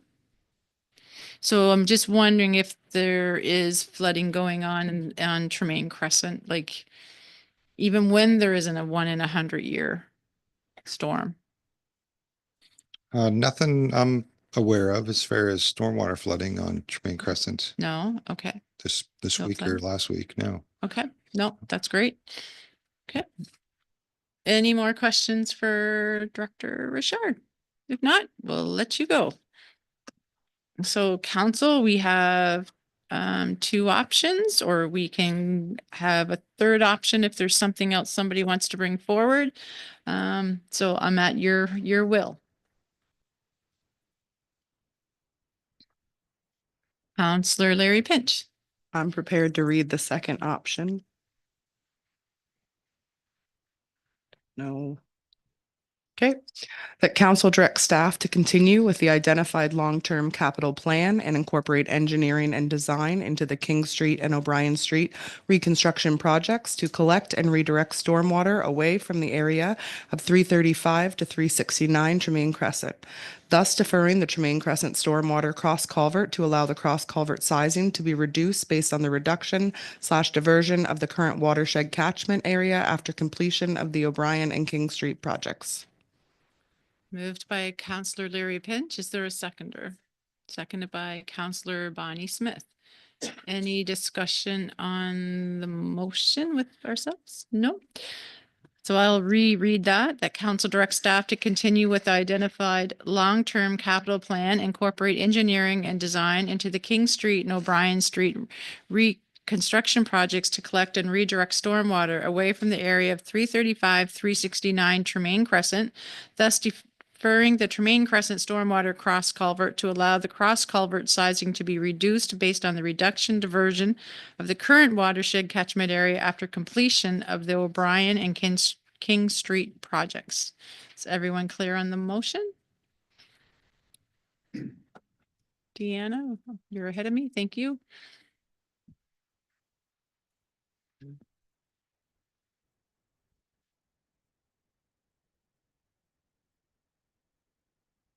Councillor Ivy. Oh, perfect. Thank you. Okay, sorry. Motion passed, 3 against, John Smith, Jim Ivy, and Debbie Francis. Thanks, everyone, and we will keep on going. So we're at 9, reports, CAO activity update information. Thank you, Madam Chair. Again, we have our meetings and activities for the month since the February Committee of the Whole meeting through till this evening. Some of the highlights, the excuse me, The Equity and Anti-Racism Accessibility Strategy Plan continues to be vetted through the various committees, not only the DI committee, but accessibility committee. So we look to see a final draft of that report here in the coming weeks or shorter. Some pension and benefit related operation meetings at the staff level. Comfort Center continues to operate. And although we will have evenings, probably not having any less than 5, I've noted in the report, we seem to average somewhere between 5 and 15. Again, I'm sure there's more in some cases. We're maxed out at 20. I think, with respect to logistics and so forth, but that's moving along. And again, commend the volunteers and people that work at the center. Without it, it's just a building, quite frankly. So the volunteers make it happen. They should be commended. Lunch and learns happened with council throughout this period of time to give you some advanced I guess, look at the structure of the budget, and budget deliberations will be forthcoming with council here in the coming weeks and months, or month, hopefully. With respect to recreation or community development, the work is proceeding with some of the reconstruction or restoration of the former rail line from Manaway through to Stanley. Right now, the work is more on the Stanley end of things, on the east end. Where ditching, vegetation, culvert replacement, resurfacing are underway. So it's a disruptive period of time when you're doing that work. But as you've all seen through our tour, there is the other side when Mother Nature and vegetation starts to grow back. The Little River Bridge and the major washout are anticipated repairs this summer within this construction season. Again, we have permits surrounding fisheries that need to be abided to, which puts us, I think, in a June to September window, which is more or less our construction season. Highlights in planning and development, very busy there in that world, those folks, but a highlight that the Kent building has been approved from a planning perspective, and just some of the logistics associated with stormwater and access on and off of Cole and Wentworth are being ironed out. But for the most part, that developer anticipates construction this construction season. Very ambitious construction and business plan associated with that development. Happy to share that. And there is a second piece, of course, that I think Councillor Ivey chaired the PIM meeting last week, where there's another retail opportunity. The tenant is unknown or not announced, but another significant brick and mortar project we anticipate neighboring the Kent store in the 50,000 square foot range as well. So another large development. With respect to public works, we have an up and coming Windsor Stormwater meeting on March 18th, where we'll have CBCL there again to give some of the residents a more intimate opportunity to see that presentation from CBCL and hopefully have a higher engagement than they have in this setting here. But for council, it should probably feel more like the third time you've seen that. And I think probably every time we all see it, there's something more that you learn about it, and of course, hopefully guide council in their eventual decision making. In that environment too, just as a heads up, we'll continue to kind of keep the home flood protection pilot program in front of the community, as well as a draft buyout program, all with the intent to bring back to council this information from an engineering, public opinion, and so forth for your eventual deliberations. So those are some of the highlights in my report. Great. Thank Happy you, to CAO. answer questions. Any questions for CAO? Councillor John Smith. Thank you, Chair. I have a couple of questions. Nothing that you spoke of, but on the Friday update, there was an update on the Paysan Drive extension. I was just wondering if we have a timeline to when we'll get to tender on that. I might see if Director Richard can make his way back up to the microphone. Just wondering, should I? Okay, yeah, sure. Yeah. Councillor Deputy Mayor and Richard? Mayor have previously declared conflict on that. Okay. So, they weren't anticipating, I'm sure, based on the agenda. So Director Richard. Great question. Good timing. I just received this afternoon. So it's a revision 2 of the detailed design for the King to Bazant connection. So staff are reviewing that. We're getting really close, still working out some stormwater, the creek that runs through there. So we're still nailing down a few of those. So staff's going to review this detailed design, send back some comments, and hopefully we'll be in a position for them to start the tender specifications and ready to tender this project. So we have updated pricing, updated drawings. So, hopefully I will be in a position this fall to certainly tender. I wouldn't really want to be in a position to tender this late in the spring, given how busy everyone. So, early, late fall, I think could capitalize perhaps on some good pricing from contractors, but that would be in our intention. So. Okay. You're collaborating with Parsons Green as well. Yes, and we have, so the design firm we're working with, they're Parsons Green's also using the same, but they're different engineers working on it, but they have heard that that's progressing. So the detailed design is happening on the other side too. So hopefully, we can build a tunnel and kind of meet in the middle at the same time. So it's looking positive as far as that project getting kickstarted here shortly. Okay, good. It was just the first of a couple of questions. You might be involved in the next one as well. And I don't think it involves any conflict of interest. It's the Trugothic Creek above ground sewer crossing renewal. What is that? I read that in the updates. Sure. Turn the light on there, please. So through you, Counselor, great question. So that is, if anybody ever went to Windsor Regional High School and walked from Windsor Regional across to the bowling alley, they might have walked across on a above ground pipe that crosses the creek.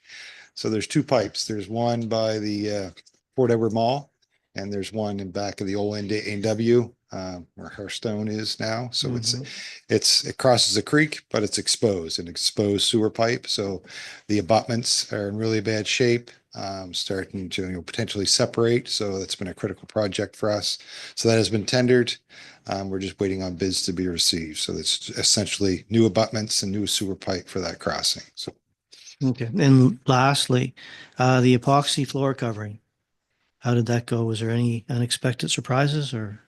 Very, very well. So Falmouth water treatment plant is done. It kind of, took off 25 years off that plant, just walking in through. So very happy with the way that looked. Windsor was just done recently. I was back there on Thursday. Looks really, really good. And then Hansport will be starting, I think, the end of next week. So those plants. So yeah, so very happy with the product, very happy with the work, the contractors. So yeah. Well, as we should have scheduled the tours after, because it would have been really spectacular. But I thought we were in new plants. That's great. Thanks very much. Any further questions? Councillor Ivey? Yeah, thank you, Chair. Just one, if I could. I was fortunate to chair the PIM last week, but when you're in the chair, sometimes you'll hold tight on questions because there's other people that you're trying to tend to. So just to ask the work that's taking place there, we'll see that coming through to planning. It's not on this week's agenda, but will we see them working their way back through planning based on that PIM? The one thing I was uncertain of, CO Phelps, and maybe you know the answer, is that site plan approval that I wasn't aware of. Is that something I'm forgetting, or can you just guide me on that?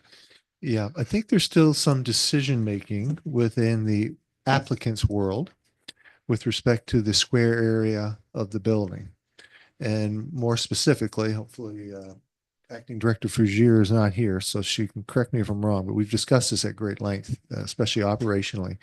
The 50,000 square foot mark is kind of the tip over mark requiring a development agreement versus a site plan. And there's a little nuance within that square area for commercial that it's, we'll call it active retail versus storage. So if it was 50,000 retail, commercial, and another 10,000 storage, that's 60,000, but 50,000 allows it to be site plan approval and not DA. So the applicant and their potential tenant are kind of massaging the size and scale of the building. So there's the rezoning part that was, we'll say advertised, and concurrently, a DA potentially, should the developer decide to go that route, which is 50,000 or more. Of course, when it lands at PACAC, that decision will have been made by the applicant, and PACAC will know whether you're doing site plan approval or DA. Thank you. Just that the consultant had identified that we'd already provided that, and that was news to me. I know that we get really busy in these meetings and in those planning meetings as well. And I thought it might have been something that I missed, and I did an initial look and I just didn't see that. So yeah, and the Kent was done under site plan approval because of the 50,000 square feet. And that was their decision with size and scale of their building. But the second building, they're still massaging the square footage. Okay, thank you. Appreciate it. And no more lights. We will move on to 10 correspondence. So I'll go 3 at a time. Does that work? So if anyone wishes to speak on any, we'll do 10A, information correspondence received. Dennis Foran, LUB and maps for municipalities. Denise Foran regarding Everwind Fuels owner Trent Fitchie getting political and financial support from Nova Scotia. And Karen Wallace regard SOS Democracy at Stake. Any Councillor Leary Pinch. Thank you, Chair. I just wanted to highlight that it's very encouraging to see residents reaching out outside of council as well to other levels of government who have a hand in how windmills and mining will be implemented within our municipality. So I would just encourage residents to continue reaching out to all sources. Yeah, thank you. Great. Being no other lights, we'll move on. Actually- Oh, sorry, Councillor Ivey.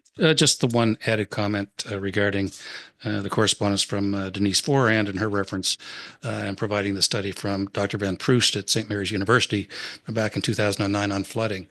And her comments on that have to do with the as of right considerations coming through with a file that's actually going to be coming here, I think, 2 weeks from now. On a rezoning matter or permissions for the accelerated housing process. So very much appreciate that coming in and getting that document recirculated as a reminder of what we were seeing 15 plus 20 years ago, almost 20 years ago, and still relevant today. Thank you. Four, Todd Miller regarding letter to Council Reed taxes. 5, Amanda Dunfield, WHRM combined sewer overflows invitation. And 6, Pam Mood, NSFM president regarding letter to elected officials. Being no lights, I'll keep on going. Yeah. Oh, sorry, I'm a little slow tonight. I don't you know are. what it is. I'm putting my head down and missing you. It's okay. I don't think I got enough sleep to get to the button quick enough. So I just want to touch on the letter that we were all copied on from Mr. Todd Miller. And I think it's important just to speak to it from the standpoint of, we have the discussion here every year around budget. And, we've had some, I guess, light discussion or as to where we're going to end up going with this year's. There's a lot coming through on the council plate, and there's a lot of matters taking place, but it's not to be lost on the fact that, he makes some very valid points here about the tax structure and how it works and the way it functions. We had PVSC in here earlier this year, and so we've got them on tape that we can share that information. But with all the changes that we've made, and we've made some really good changes here from a costing and a tax standpoint, that residents are still squeezed in the middle on the assessments that take place. And he lives down the street and across the street from where I am. And we've seen the new structure. He talks about it here that he's built, and it being assessed at an amount significantly more than the larger home that he lives in. And I'm not a fan of getting rid of the capped assessment program, but we do have control over what we look at by way of our tax rates and how we apply those based on our costs and everything else that takes place. And it may be that we need to think about that prior to getting into the full budget discussion on, are there other areas that we can look at from a taxation and or costing standpoint that kind of takes some of that pressure off.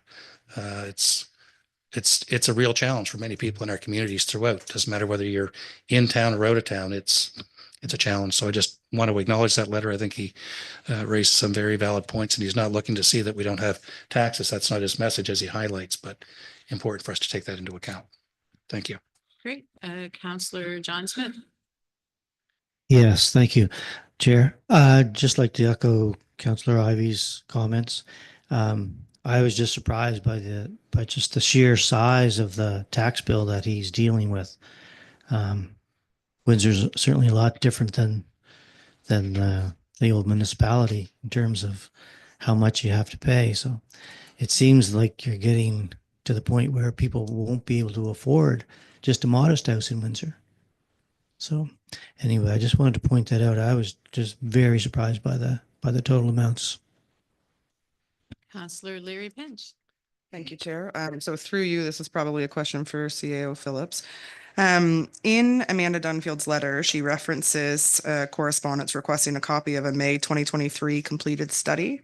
I'm wondering if that exists and if it has been circulated. It wasn't on council in May 2023. I don't have the answer to that question right at my fingertips. Okay. So Jim may.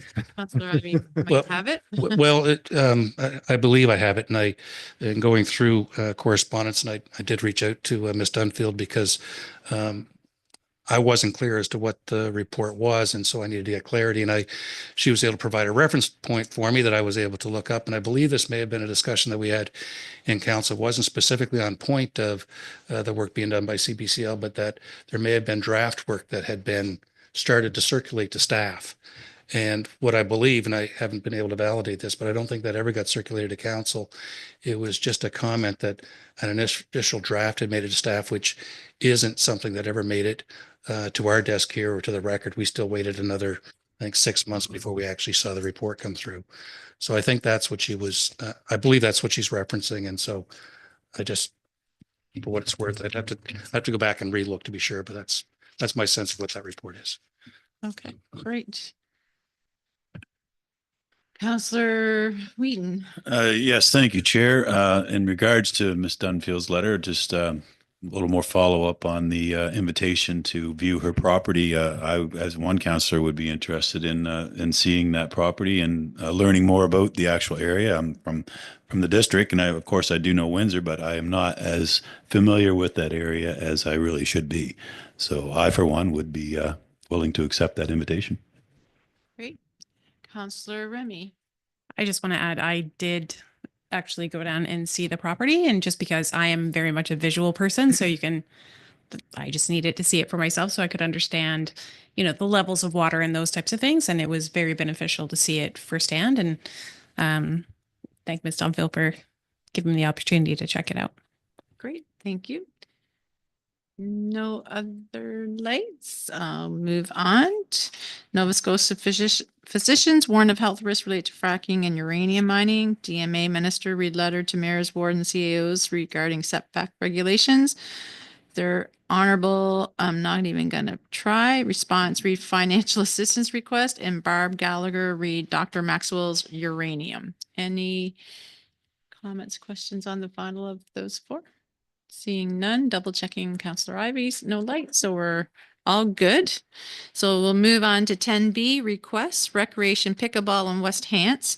I'll go through them all because they're all the same thing. Craig McPherson, Joyce Ann Hines, Cynthia DeMont, Holly Ross, Karen Wallace, Monique Wood, Gordon Galan, president of the Gordon Hughes Tennis Club. So that's all on pickleball. And I know when I was doing my doors, I heard it loud and clear that people want pickleball. So I think this is great that the initiative started, and I hope we can find something for them in the future because it is a growing sport.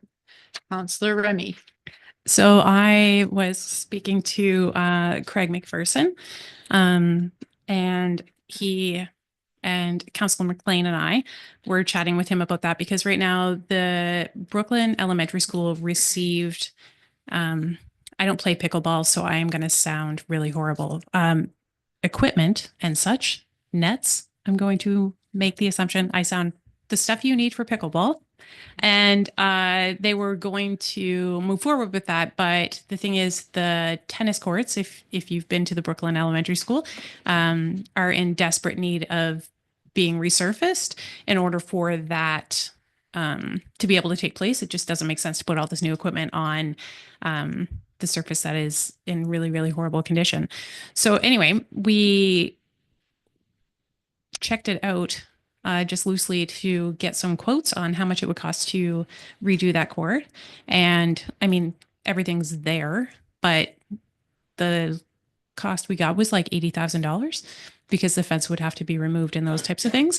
But everything is there and the support is there for the community. I've had, I don't know how many people who have reached out to say that it would be a great opportunity because the trail is there and those types of things. Just kind of want to put the bug in council's ear that they've already received some stuff from us so they can move forward with that. But just, it was a great opportunity to bring it up.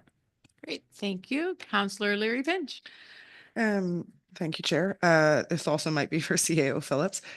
During budget discussions, is there a way that we could see, I know we had talked about like a phase 2 of the sports complex and what that would look like, if there were any documents that had like costs or designs, or if we could have that as part of like previous to budget discussions would be amazing. Okay, yep. There's some internal manager Bennett has a few concepts, some, he's sketched, some are just out there. I think the past council, we considered an expansion or the thought of an expansion to accommodate a fitness component or gym-like component, that type of thing. So yes, we can share with you what has either been tossed around in the past or that folks are thinking about moving forward. Thank you. Yep. Okay. Councillor John Smith. Thank you, Chair. So this is to the CAO. Has there been any work or any thought about putting pickleball next to the sports complex? I know one of the letters, or more than one of the letters, and it said that there might have been something going on at the sports complex to do with pickleball. Yeah, I think he's just really referencing that kind of anecdotal expansion, so forth, the potential of it. Again, Manager Bennett, thinks creatively, so not that he has spoken out of turn, but it may have been referenced there. I know Barb Hughes, she and I chatted, why couldn't we do this? Could we do that? Kind of thing. So I'd say it's more creative discussion. The municipality is currently limited to the 4 acres that we have there. It's basically the footprint of asphalt right on the backside as well. So we would have to look at that. The mayor and I had a conversation after the new year, just introducing ourselves to the new executive director, the general manager, and just, about the potential, what their plans are and so forth. And of course, council's had the benefit of just kind of seeing that Wentworth Road district and how all those moving pieces really make that an area that the landscape could change over the next 5 years or so. So no, nothing concrete. I think just creative thoughts. In fact, we had discussion with the neighboring developer as well about maybe something in there, pickleball or just more recreation, depending on where that developer wants to go. So I think there's lots of creative thoughts, but as the deputy mayor has said, pickleball seems to rise to the top here. And I think council will have that challenge when we go into this year's budget deliberations or beyond. And how do you address that? Yeah. Okay, thank you. Great. Thank you. Councillor Remy. I just have one more comment on that, and I meant to say it before I talked about the Brooklyn thing, but forgot. When I was reading through these, I think it just took me back to a discussion that we had earlier about spreading out recreation opportunities throughout the region, as opposed to them being just concentrated in the downtown cores. And I know it's important. I know we have that lovely facility and it would be great to expand it, but there's already, and I guess this was supposed to be my precursor to what I was talking about Brooklyn. We also have some other places that could welcome facilities like that would make those opportunities easily accessible to our residents that are living in the more rural areas. So I just wanted to add that. 100%. But I just think the sports complex too. I think Brooklyn's wonderful. school there, there'd be some limits of usage of that as well, that I think we'd all have to take in mind too, being on a school. Yeah. Counselor Ivy. Yeah, just wonderful to see the vocal support that we're seeing in the interest of the sport and the expansion of potential facilities. And I think that's a really great thing to see overall. And the one letter that was in there that just not to lose sight of is from the Gordon Hughes Tennis Club, which has just done some renovation or fix, and that, but timing being what it is, from the time this goes from conception through to keep them in the loop in any way that we can, because their facilities will probably be ready for additional work at the same time we're looking to potentially see something like this moving forward. So just to identify the letter from Gordon Callan, if I have the last name right. I wonder if I might just take one liberty to say that I didn't get to it because I couldn't get to the document to get the name right, but it's MP Harjit Sajan, who wrote us back regarding the potential buyout program. I'm not prepared to speak to it or to, although I read it today and went through it. I'm not sure that I've got a clear message in there about what may be possible. And it might be that we ask if in 2 weeks' time, we might rediscuss or have a sense of that as staff can get a feeling for it without creating work in that regard. But it sort of seems like we're being told to go in a different direction because that's the way the funding works its way through, and that we might get back to that if it's all right. Thanks. That's it for me. Thank you. Okay, thanks, Counselor Ivy. Counselor Reedon. Thank you, Deputy Mayor. Just wanted to circle back to pickleball, and again, being in the districts where we already have the Brooklyn facility, I think it's important to get that facility up to speed and get the nets and whatnot and the resurfacing done there. And it's already an existing facility, so it shouldn't be such a hit in the pocketbook. Also with the Gordon Hughes Tennis Club, I mean, that's their business. That's what they do. And they would also be, I would support putting the pickleball there and helping them out and getting those things moved forward. And, for the districts, for the people in the outlying areas, those are the easier areas for them to come to. The Sportsplex is great, and I think it's in the future too. There's no problem to do it there, but I think we should get going what we already have and then take it from there. Perfect. Thank you. Anyone else? Anything further? Seeing nothing, we're gonna move right along to there's outgoing correspondence ledger. There is none. So we'll go into new business. 11A, Municipal Finance Spring Debenture 2025 Recommendation Report. Director Rashawn.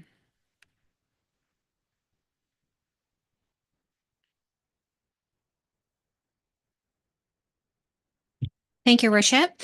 So the report has been circulated in your package with the timing of the debenture call. We are combining our temporary borrowing resolution report that we would normally bring and our pre-resolution. This has been done before in the past, so we can do them at the same time. Municipal Affairs and Housing has been working with me on that as well. So temporary borrowing resolutions are a required step in borrowing from the Municipal Finance Division. The Municipal Finance Division puts out 2 calls per year, spring and fall. And what we have to do to meet that criteria is 1, the project has to be complete and we have to have approved temporary borrowing resolution. Then we have to have a motion of council that approves a pre-resolution for the borrowing terms. They set the interest rate that they tell us what we use, so within that term. And typically we use Municipal Finance Division because they offer favorable rates. And as part of the process, the TBRs are reviewed by Municipal Affairs. Of course, they calculate out their requirements before the minister approves. Within the report, I've highlighted the various projects that we had approved amounts for, what budgets they were included in, and the total cost. And I also have noted that we have 1 report from the Municipal Finance Division on a refinancing. So I've highlighted that within here as well. So these would be debentures that are coming up for renewal in the upcoming year, and we are seeking refinancing for those. In addition, in the financing section of the report, you'll see where I've removed debt servicing. on that report, so that we are borrowing less. So what our typical process, and I'm just explaining a little bit more because I know there is new folks around the table. Our typical process is when we have a capital budget item that is debt serviced, if it's going to be completed within the year, we debt service it within the current year. And then we take that amount from the amount we borrow. So the amount that you see within the debt servicing is the amount that's been in the budgets over the number of years that they've been debt serviced, and that reduces what we actually end up going out and borrowing. I'd be happy to answer any other questions, but we do have two motions that do need to be adjusted. And that would be the first motion and the second to last motion, which I have given to our clerk. Thank you, Director Rashawn. Is there any questions for Director Rashawn at this point? Councillor Ivey. Yes, thank you, Chair.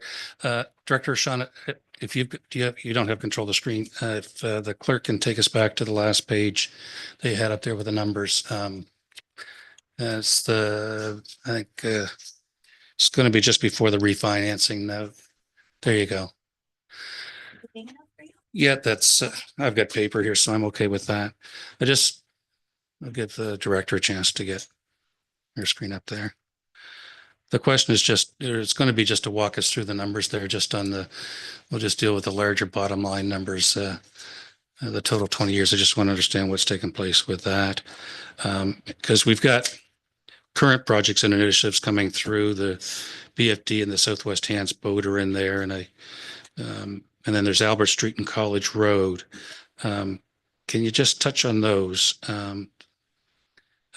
Albert Street, College Road looks like there's just the one debt servicing cost, or is that an aggregate for the two of them, or can you explain? So through your worship, through the budgeting process, we debt service them as a lump sum. So instead of trying to portion it out, we combine the two totals that you see there.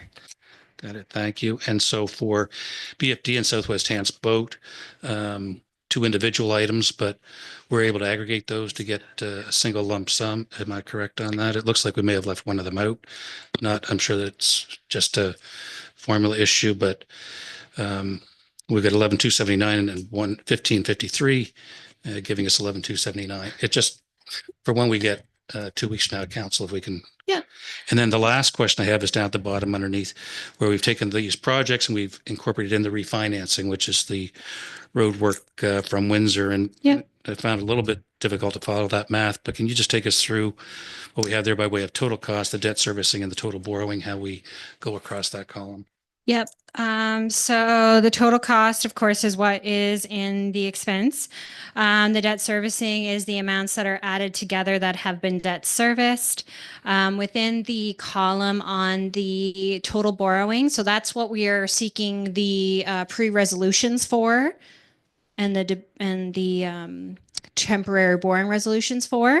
So what you're seeing is with the first motion on the report, you're going to see the total borrowing for the 5-year, 10-year, 15-year, 15-year for water, and the college in Albert Street, the 20-year. And then you'll see a separate temporary borrowing resolution for the refinancing, which is the 804-415. Okay. Okay. So then you'll see each of the motions within the report that are for the pre-resolution or the pre-approval of the debenture issuance. Those are going to match each of the 5 years. So we have a 5-year total for the Public Works van. We have a 10-year total for the Brooklyn Station 2 extraction tools. Then we have the Southwest Hands boat in that total. We have the vacuum truck, which is split between roads and sewer and water. So we have 2 pre-resolution requests for that. Then we have the 20-year pre-resolution request for the Albert Street and College Road. And then we have the 5-year for the refinancing. The refinancing numbers are given to us right from Department of Municipal Finance Division. So those numbers are within the letter that were attached to the with the reports. And the correction that I noted here is within the College Road and line item. So the line item has increased and we'll be asking council to approve 1,939,634. So I will attach updated documents to in our 2-week increment. And that will change the temporary borrowing resolution that we're asking for. Thank you.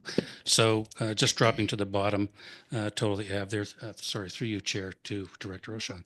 The 2,978,000 and then the 306 to get to the 3,475,000. I don't know how, I don't know that we've got that running across the column correctly. Can you tell me if that's correct or if we've got to adjust that? Yeah, so based on the table that's provided there, it is adding up each of the columns. It's not going to add the 804 in because we didn't have the total cost because this is a refinancing. So it's not going to add the 804 in. That's just the what you see up there, the 2 million for the 20-year, the 188 for the 15-year, and the 587 for the 15-year. The 111 for the 10-year and the 77 for the 5-year. So how do we get to the 3,475,000 is what I'm trying to ask, I guess badly, but. Because that adds in the 804 for 15. It does add it in, but it's not supposed to. Nope, that should be added in because that is the projected. However, it has been updated. We'll be asking for a total approval of 3.6. So the 2,978,000 and the 306, they don't work across the columns to get to the 3.4? No. Because you're not going to have anything for the refinancing. Okay. The refinancing has no total cost in there and it has no debt servicing that's been accumulated in there. We're given the amounts per the letter from the Department of Municipal Affairs, from Municipal Finance Division, and those are the numbers we put in to match the total borrowing ask, which should match up to the 2 temporary borrowing resolutions that were provided. Okay, thank you.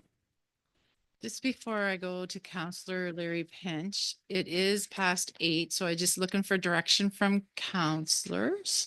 Do you want to carry on and break after this, or do you want to carry on and break after the public comment period before we go in camera? So I will carry on. Looking at, is everyone good to carry on until the public comments portion? Yep. Everyone's good? Okay, then we're going to carry on. So I will get to Councillor Larry Pinch now for. Thank you, Chair. So through you, Chair, to Director O'Shawn, out of curiosity, because it's like the lowest cost line item by a considerable amount of all of these items, why did we finance a $20,000 boat? So through you, Worship, we do not have any other funding sources for fire other than the fire reserve, and the fire reserve was projected to be at 0 balance as of March 31st. So we sought debt financing for that, which is typical for what we do with fire department capital items, with the exception of Windsor Fire Department because they had a reserve coming into the consolidation. But we have been putting away money towards the fire reserve. It's just, it's being used up as quickly as we're putting money into it. Thank you. Okay. Councillor John Smith. Thank you. This to Director Rochon. So just reading there, the refinancing after a 15-year loan period happens in 2025. This is for the town of Windsor. Mm-hmm. So up until now, has funds for the town of Windsor been paying for that loan? So debt servicing through the Windsor tax rate for all previous loans borrowed before the consolidation. So this would have been before the consolidation and would be part of the Windsor tax rate.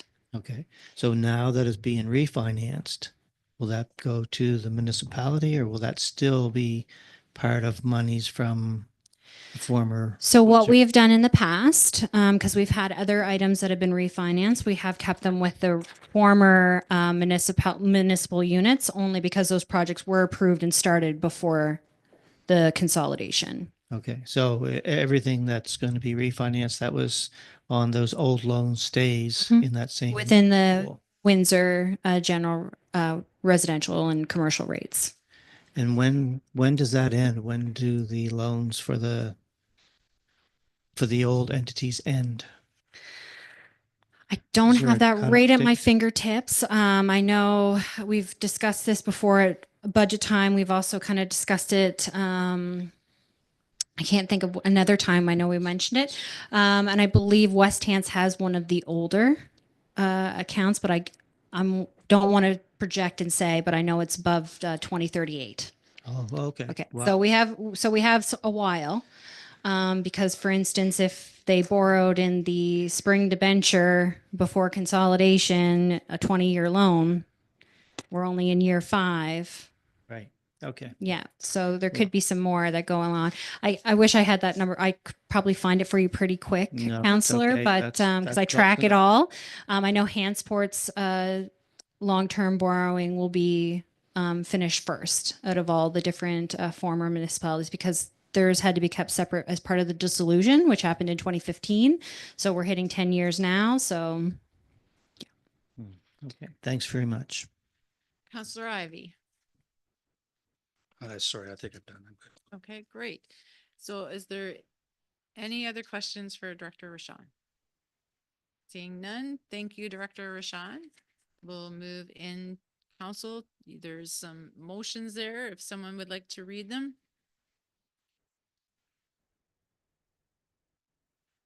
Counselor John Smith, you put your glasses on, so. You did say the first one was changed? Yeah. Okay. So I move the mayor and municipal clerk to sign the resolution for pre-approval of debenture issuance subject to interest rate confirmation not to exceed 6.5% to enable West Hants Regional Municipality to issue a 20-year debenture of $1,939,634 for the road renewal of Albert Street and College Road. Made by Counselor John Smith. Is there a seconder? Counselor Paul Morton. Any questions on the motion?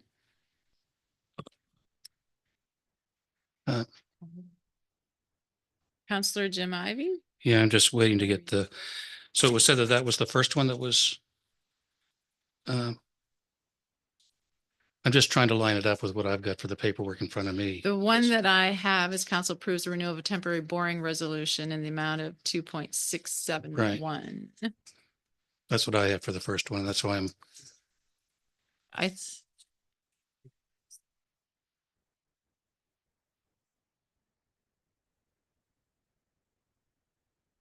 So I was given, first motion was changed in the 7th motion, so.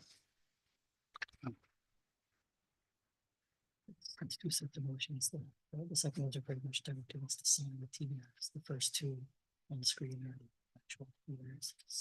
So, We'll just get Carlos. yeah. Yeah, but it's in the different order. I think it's at the bottom, the 7th.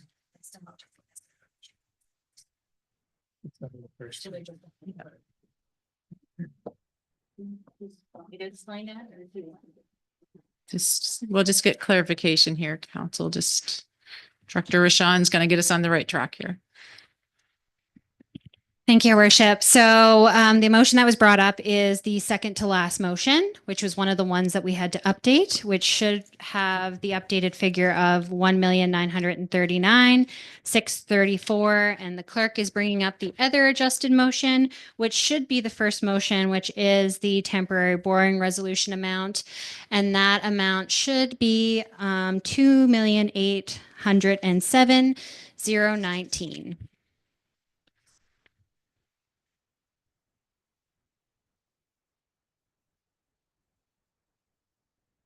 Scroll up.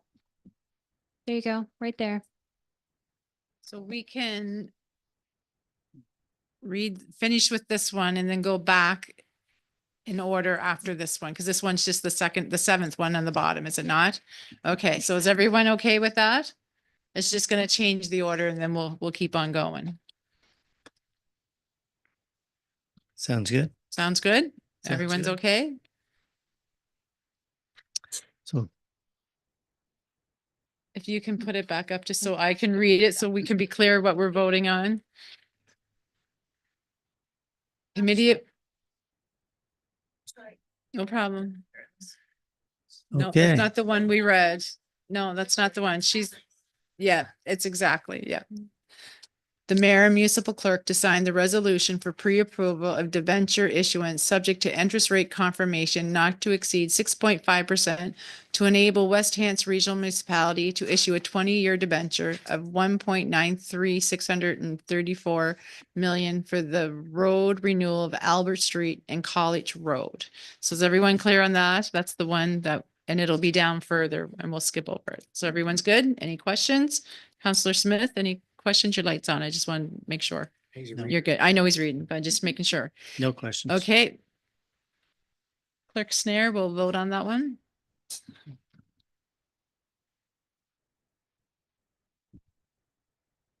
Perfect.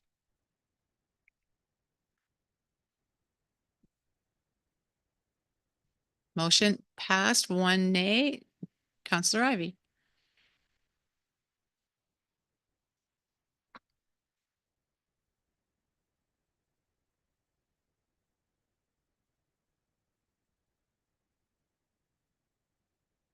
I move that council approves the temporary borrowing resolution in the amount of $804,415 to refinance the loan for the road renewal projects. Made by Counselor Smith, seconded by Counselor Larry Pinch. Any questions on the motion?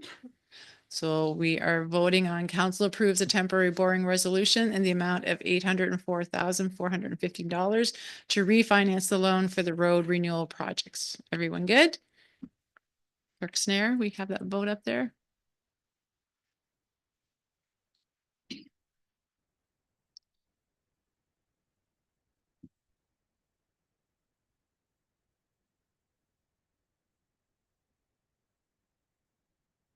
Passed, 1 nay. Counselor Ivy.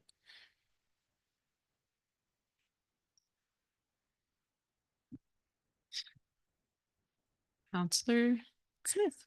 I move the mayor and municipal clerk to sign the resolution for pre-approval of debenture issuance subject to interest rate confirmation not to exceed 6.5% to enable West Hants Regional Municipality to issue a 5-year debenture of $44,216 for the purchase of a maintenance van for community development. Made by Counselor Smith, seconded by Counselor Larry Pinch. Everyone good with any questions? I'll read it one last time. The mayor and municipal clerk to sign the resolution for pre-approval of debenture issuance subject to interest rate confirmation not to exceed 6.5% to enable West Hants Regional Municipality to issue a 5-year debenture of $44,216 for the purchase of a maintenance van for community development. Clerk Snare, do you want to put that up there?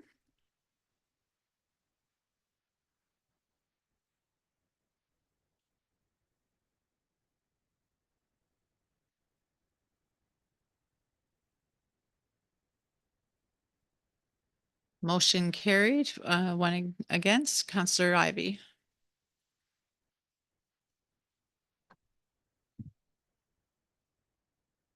Counselors.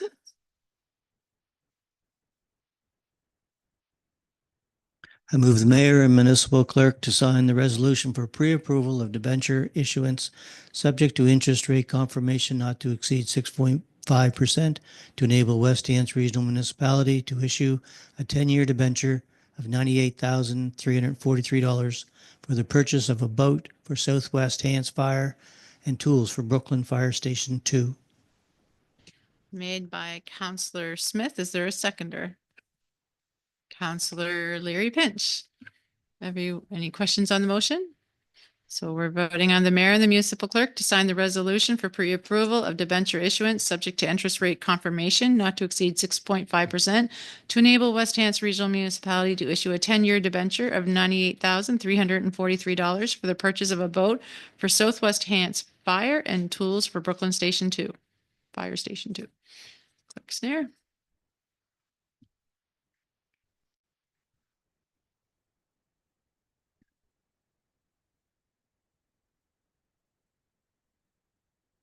Motion carried, one against. Counselor Ivy.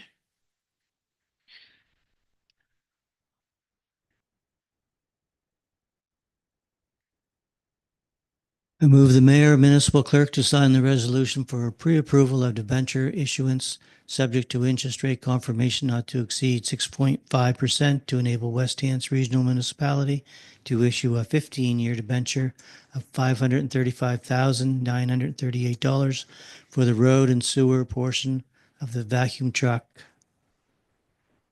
jet rotor. Made by Counselor John Smith. Is there a seconder? Seconded by Counselor Paul Morton. Any questions on the motion? Seeing none, so we are voting on the mayor and municipal clerk to sign the resolution for pre-approval of debenture issuance subject to interest rate confirmation not to exceed 6.5% to enable West Hants Regional Municipality to issue a 15-year debenture of $535,938 for the road and sewer portion of the vacuum truck jet rotor. Clerk Snicker.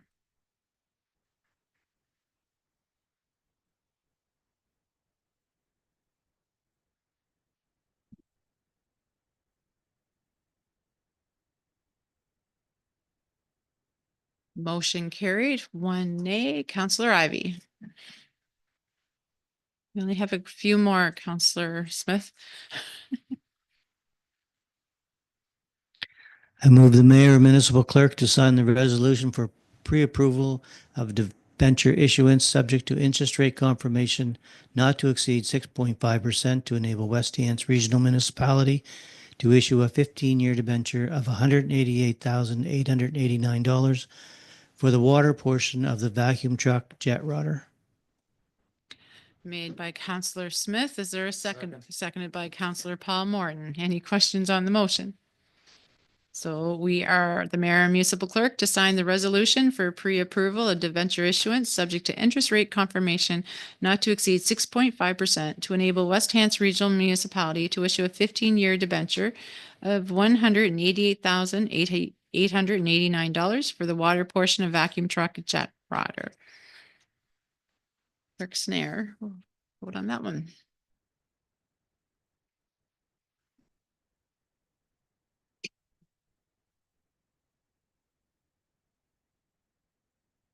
Motion passed, one nay. Counselor Ivy.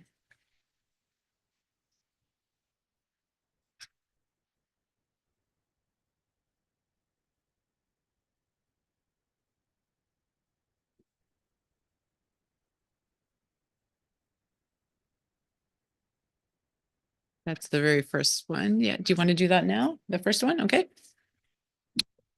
Okay, I move council approves the renewal of a temporary boring resolution in the amount of $2,807,019 as outlined within March 11th, 2025 temporary boring resolution report. Made by Counselor John Smith, seconded by Counselor Larry Pinch. Any questions? Not, I'll read it. Council approves the renewal of temporary boring resolution in the amount of $2,807,019 as outlined within March 11th, 2025 temporary boring resolution report. Clerk Snare, put the vote up.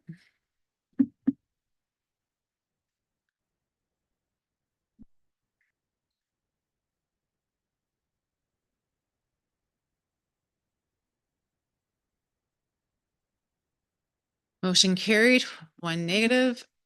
Counselor Ivy.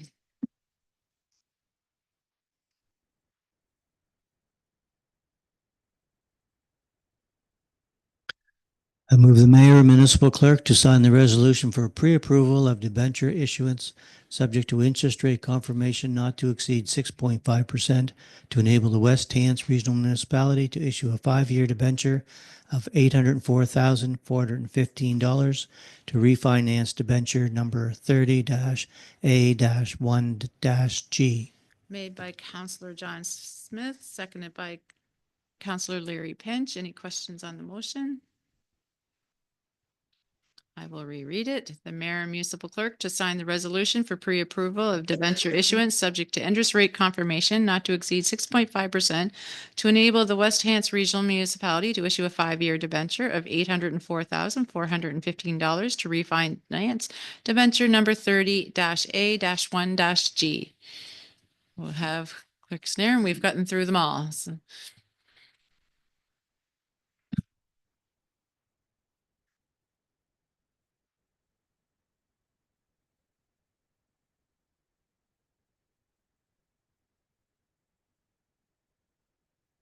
motion passed, one against, Counselor Ivy. Thank you, everyone. That was a long one. So we'll move on to 11B, Standing Offer Awards Paving Service Recommendation Report. Director Richard. Thank you, Deputy Mayor. I promise I'll be brief. Perfect. So this is our regular standing offer that some of you have seen before.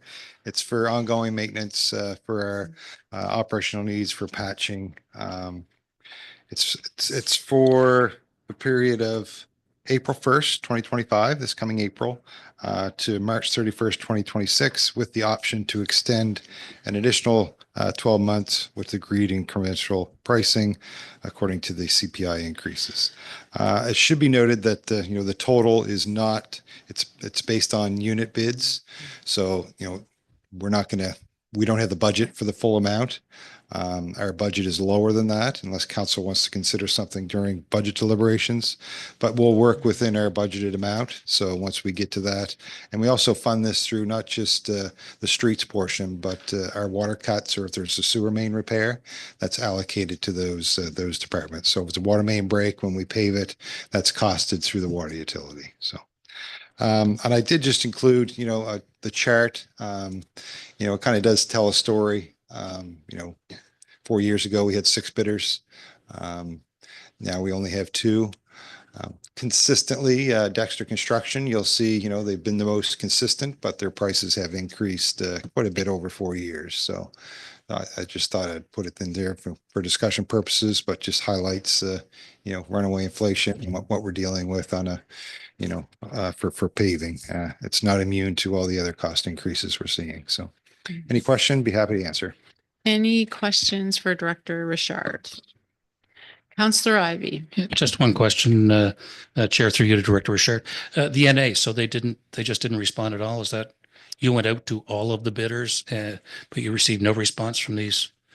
Right, Yeah. they're on standing offers. So We they're put it on the provincial procurement site, like no different than ever before. So again, we're not seeing the bidders, and not just for asphalt. It's all our jobs. We're getting less tender bids. So when we receive more than one, we're very happy. When we receive 3 or 4, we're really seeing that bid. Some some of those companies are no longer in the asphalt business, asphalt plants. So you'll see some of those were removed, but but others just, not sure why they're not putting a bid in. I think it's just market conditions. Everyone's busy, and they didn't put a bid in. Thank you. So sorry, just it's long night already. Do we go public tender or standing offer? We went out for public procurement on the public procurement site, but this is our standing offer for the next 3 to 4 years. So Got it. So that's what the recommendation report is, to approve this amount, because it's above the the CAO's threshold. So it needs to have council approval to proceed. So that's why it's here tonight.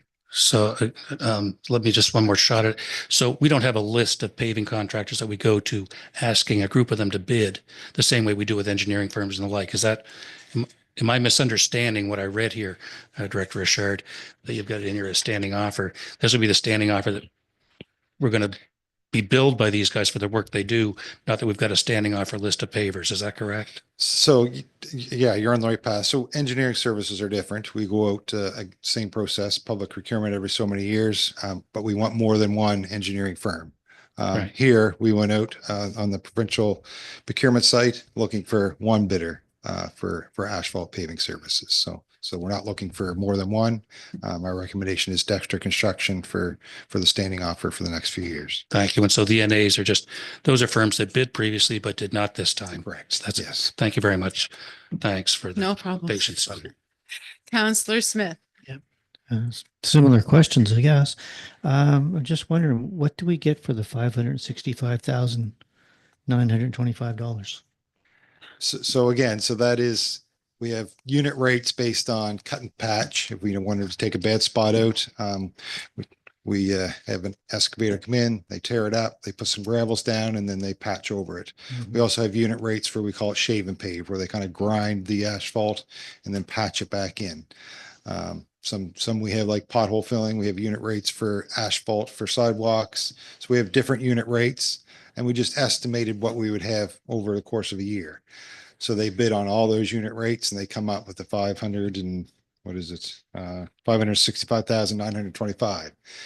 But we don't have enough budget for that full amount. So we'll just work within our budget. I think we have, approximately, I'm just a ballparking, say 300,000 in our budget for operational paving. So we'll only spend up to our budgeted amount. So I it's for see. various things. And certainly we need a lot of maintenance for our streets, especially like winters we had, certainly, these type of winters where we have rainfall, we have freeze thaw cycles, then we have a snow, then we have rain again. They're very hard on our streets. So if I read your chart correctly, last year it was no job, 2 odd property improvement that would have had. They held the standing offer for the previous couple of years. Yes. 2023. Yeah. Okay. I understand. Perfect. Counselor Larry Pinch. I think Counselor Smith just answered my question in a roundabout way. I think I'm okay. Because you're not going to spend up to that amount is what you're saying. You're just saying that you gave them a bunch of potential jobs and this is the amount that they We'll quoted. spend within what our budget is. So, Okay. So I did put the caveat, if council would like to increase that budget, come budget deliberations, we'd be more than welcome to have that additional funds. So just putting it out there. Great. Thank you. Seeing no more lights. Thank you, Director Richard. There is a recommendation there. If someone would like to read, Counselor Larry Pinch. That council approved the award of tender WHP W25-04 for standing offer paving services 2025 to the low compliant bidder, Dexter Construction Company Limited, for unit pricing services based on the tendered estimated cost of $565,925 plus applicable taxes. Made by Counselor Larry Pinch. Is there a seconder? Seconded by Counselor Paul Morton. Any questions on the motion? I will reread it. Council approve the award of tender WHP W25-04 for standing offer paving services 2025 to the low compliant bidder Dexter Construction Company Limited for unit pricing services based on the tendered estimated cost of $565,925 plus applicable taxes. Clerk Snare, if we can have that up there.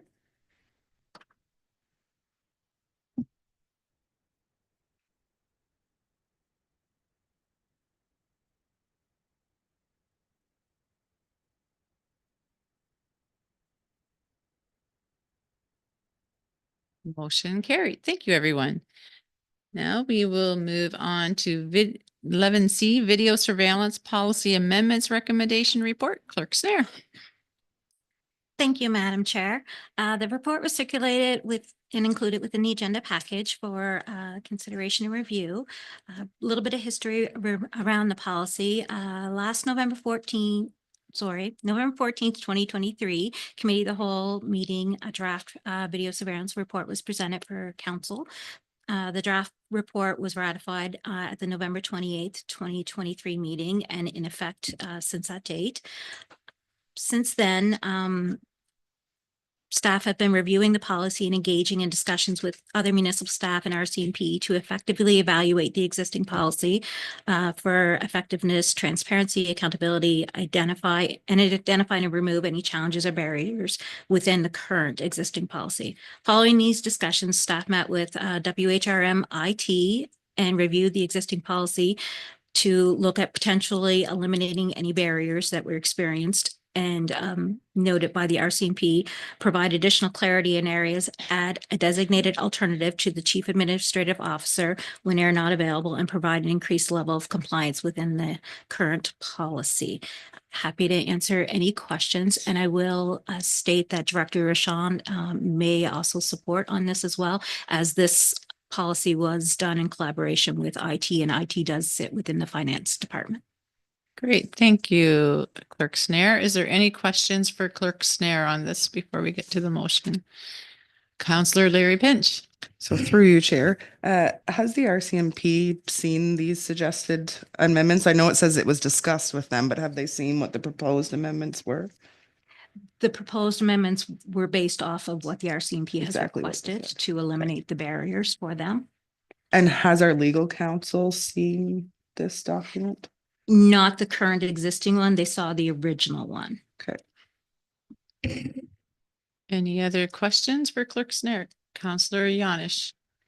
Yeah, thank you, Madam Chair. I'm no expert on this type of in this field, but I did a little bit of reading about it, and there's one area that seems to be really important when it comes to video surveillance, and especially the analysis of and the use of tapes in investigations, and it's called blurring.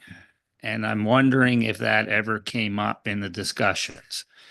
And blurring is used when you're looking at a video and as part of an investigation. It's a way of removing the individuals that are maybe part of the video that aren't part of the investigation. And it creates a level of privacy for those individuals, and so that the focus can be on the individuals that are most likely to be committing an offense. So I'm just wondering if that was ever considered, and perhaps, and if not, whether or not it should be somehow incorporated into this into these guidelines. And I'm sure it goes way beyond perhaps, Deanna, what you can answer right now, but I thought I'd like to bring it up. Thank you, Counselor Yanish. Through you, Chair, Madam Chair, to Counselor Yonich. I am aware of what you're speaking to. Once a request has come forward from the RCMP to retrieve information, and we provide that information on an external hard drive, it is their responsibility to implement blurring or privacy restrictions so that it doesn't implement anybody else, as well as their responsibility to destroy that after it is not being used. That's the best that I can answer that at this time. I certainly can reach out to them and have that conversation with them and bring that information back in 2 weeks' time. Well, thank you through you, Chair. No, that sounds like a very a good explanation. But I think it might be worth, I'd appreciate some clarification on that, just to make sure that that is the correct approach. And I'd have one further question, if I may, Chair. What happens in a case where the municipality may take a video and suddenly there's private property involved as part of the video? How does that get dealt with? Through you, Chair, to Councillor Yonich, I'm not sure that I can answer that specifically. And I'll have to bring that information back. I do know that within the policy, every effort is made not to intrude on private property and into residential homes, windows and such like that. But I can certainly dig into that a little bit deeper. That'd be great. Thank you. Let me just check here.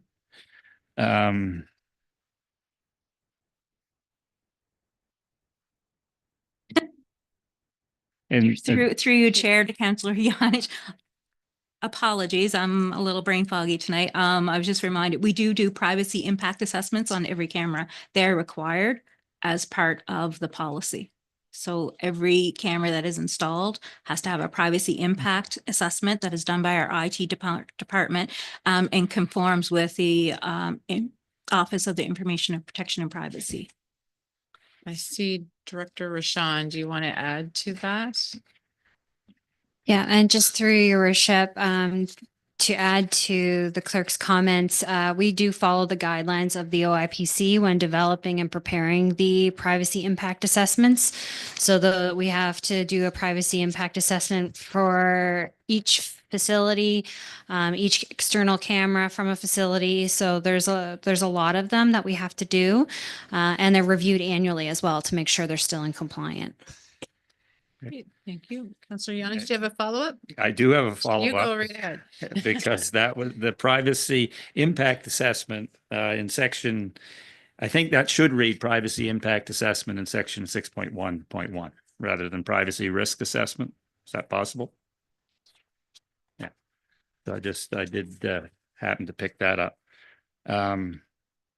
So just the final question, if I may. You may.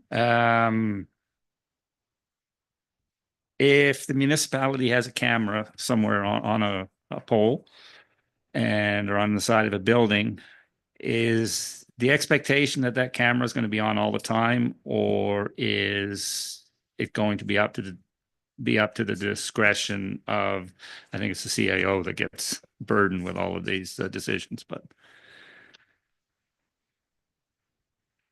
I'm not sure who wants to take it. We're all looking around, so. Typically, I think the answer is yes, other than our cat closed, but that's the value of the privacy of that assessment. That basically we're not having cameras for if they don't have a purpose in general terms. So we've taken quite a bit of time in the last year or so to revisit the practices of the municipality and in particular the former town, just to make sure that they're being used for the right purpose and for the right time. But generally, my understanding is that they are a continuous reel. I'm not sure about the sport complex or others. I don't know each camera and their nuances, but they're not just there for the sake of being there. So.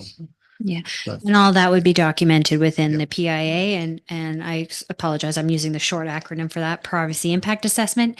And within that as well, we can't implement a new camera until a privacy impact assessment is done as well. So right now we've documented all the current cameras, so any new cameras would then require, again, a privacy impact assessment. And those privacy impact assessments also quote legal as well as MGA and there's a lot of criteria that they have to stipulate within them.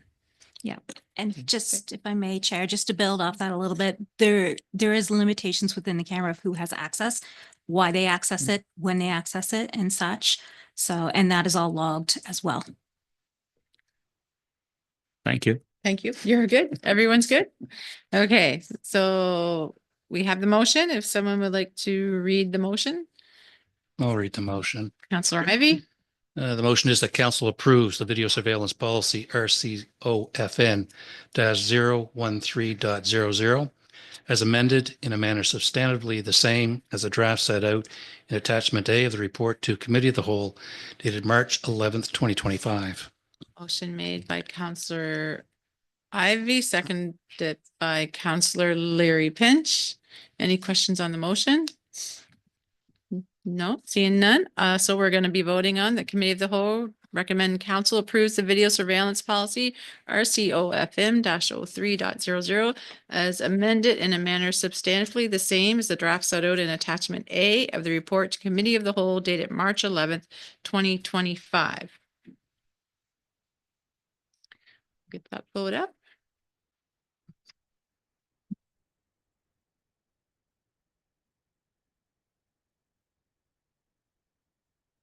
Councillor Smith has stepped out, so we'll just make note that he's not here.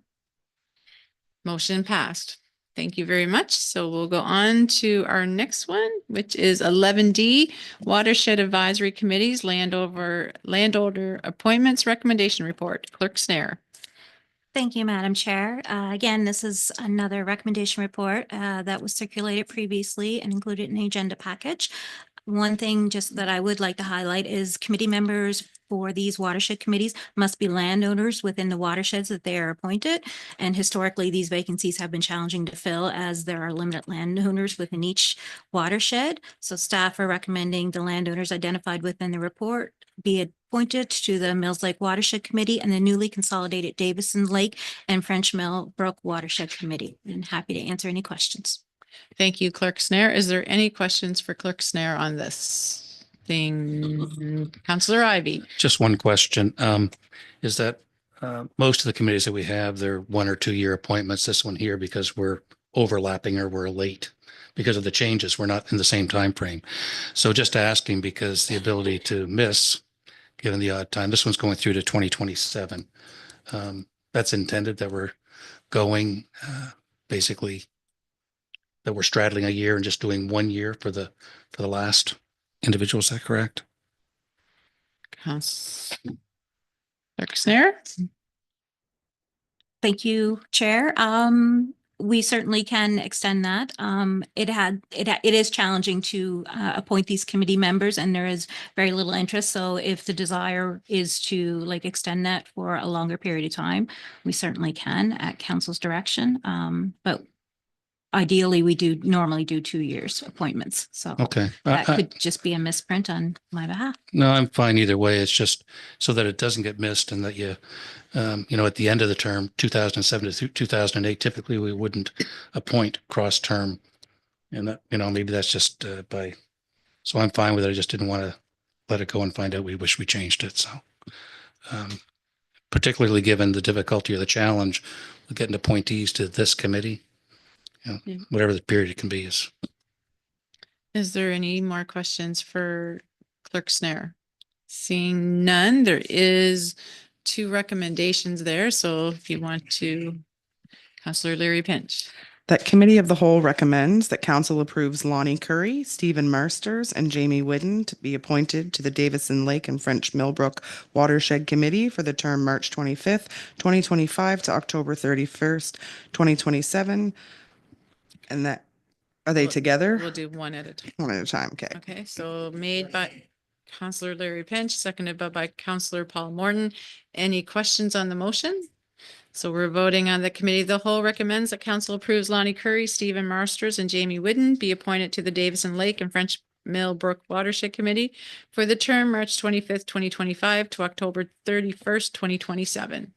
We'll put that vote up there.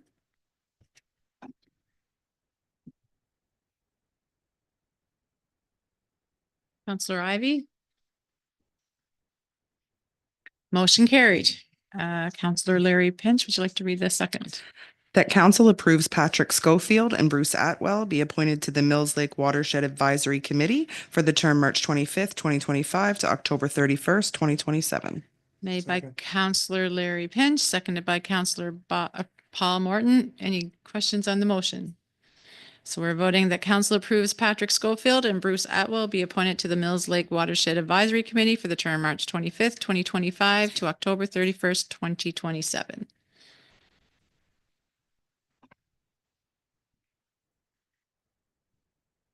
Motion carried. Thank you, everyone. We are now down to our public comment period. So I'm just going to reread as normal. Our council and as I as chair are committed to ensuring this meeting and its participants conduct themselves in a respectful and professional manner as outlined in the municipality's municipal code of conduct. Meeting presenters, staff, and the public are expected to conduct themselves in an equally respectful manner at all times the meeting is being conducted. I thank you all in advance for your commitment to these important meeting principles. Does anyone like to come up, Amanda? To state your name and where you live for the records.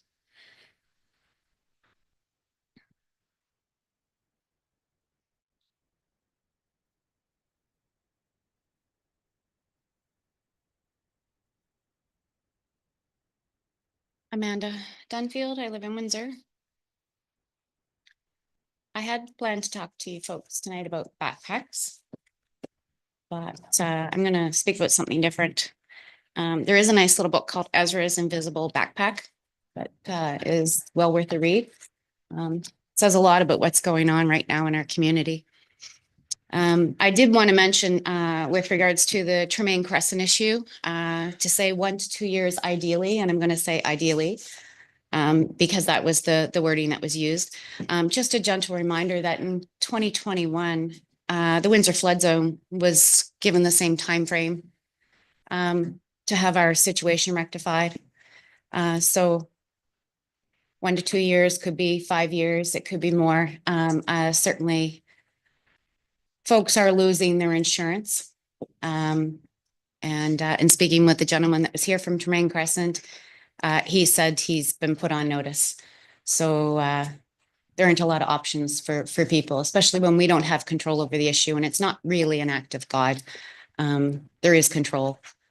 Control is possible. But I did want to speak about the June 27th, 2023 PCAP application. This would have come in after you would have received Darren Porter's water testing. So, I mean, obviously, there was already a level of awareness that there were some issues going on. So in that, and I apologize because this is a complete change of course, but I want to get the wording right. The application, a couple of things, I guess. This appeared before council, so it's my understanding a motion of council was required to make that application. And in that, it was attested, it's in there, and it's in the council package, so anyone can go see it. It was attested to that there was a completed stormwater plan in order to make that application. Additionally, Director Richard specifically said, so we have a completed stormwater plan that's already been completed. When questioned during that conversation, he said the stormwater plan had been circulated to council. And I will note the word transparency was used in that conversation. So a couple of things there. In that, Windsor sanitary system was described, and I'm using wording right from that application, as having insufficient capacity resulting in reduced flow capacity and overflows containing untreated wastewater that is toxic to the environment and detrimental to fish, wildlife, and public health. That was 2 years ago. 2 years ago, and we're still there. We're all still there. There hasn't been an iota of help. I'm assuming most of us here have children or grandchildren or nieces or nephews. I do want to point out that I do have something here from Health Canada with me tonight. And I don't know how much homework everyone's done, but I do want to point out a couple of things. Health Canada does state that algae, as well as untreated wastewater, can have reproductive repercussions. So I did want to point that out. In the time that followed that, we were still promoting Lake Pisiquid for recreation. I wanted to point that out as well. So we're here 2 years later. So I guess what I'm saying is it would seem to me 1 or 2 situations occurred on June 27th, 2023. Although flood zone community members were told that a stormwater plan did not exist, 1 or 2 things obviously has occurred. We had a May 2023 completed stormwater plan, which should therefore be available to fulfill my request and to provide to new counselors, along with proof of the claim that it had been sent through to those counselors in 2023 that were sitting on this council. Option 2 is that we misrepresented the facts to the Department of Municipal Affairs, which is paramount to fraud. I don't really know how to unpack that right now. I'm hopeful that in the next 48 hours, I'm going to get a copy of that completed stormwater plan that would have been submitted as part of that application. And if I don't, then I will have to decide what to do from there, I guess. So I do apologize for that. But this is my 3rd request. And it shouldn't be difficult. You know, an answer would be good. So thank you, Amanda. I think some of those requests could go through to an email, maybe. They have been emailed. Yeah, okay. Yeah. But we thank you. We'll leave it at that. So thank you very much. Thanks for allowing me to speak on this tonight. Really hopeful that as of March 18th, we'll have an idea as to how we're moving forward. And I think Willow was hopeful to speak. She's been asking for quite some time.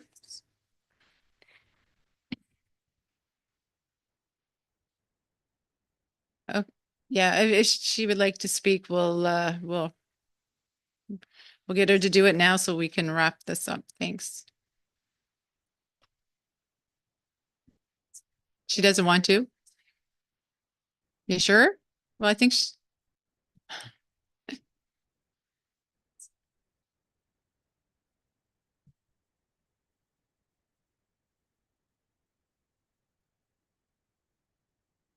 Should you choose? just say your name and then you can.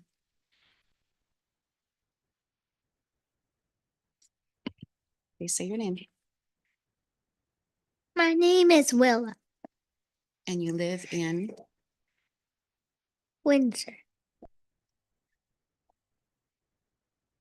What would you like to say? Willow lives Willow lives in the flood zone. And she did she followed the election quite closely. She does aspire to be a politician at this point in her life. She would like to be the mayor of West Hampton. She did follow the election closely and she did go to the mayoral candidate. And what was it you were hoping to say? Sorry, the debate. This one? This one? You can say whatever you like, but say it quickly. He shook my hand and said he was giving me his word that he was going to do and fix my house right away. That was a long time ago. My mom says nothing has changed. You gave her your word. You said you wouldn't lie. We need So something. we're gonna, I had read something just. I can appreciate that. Okay, I'm sorry, Amanda, but just to be respectful of everyone, we understand. Okay, have a good evening.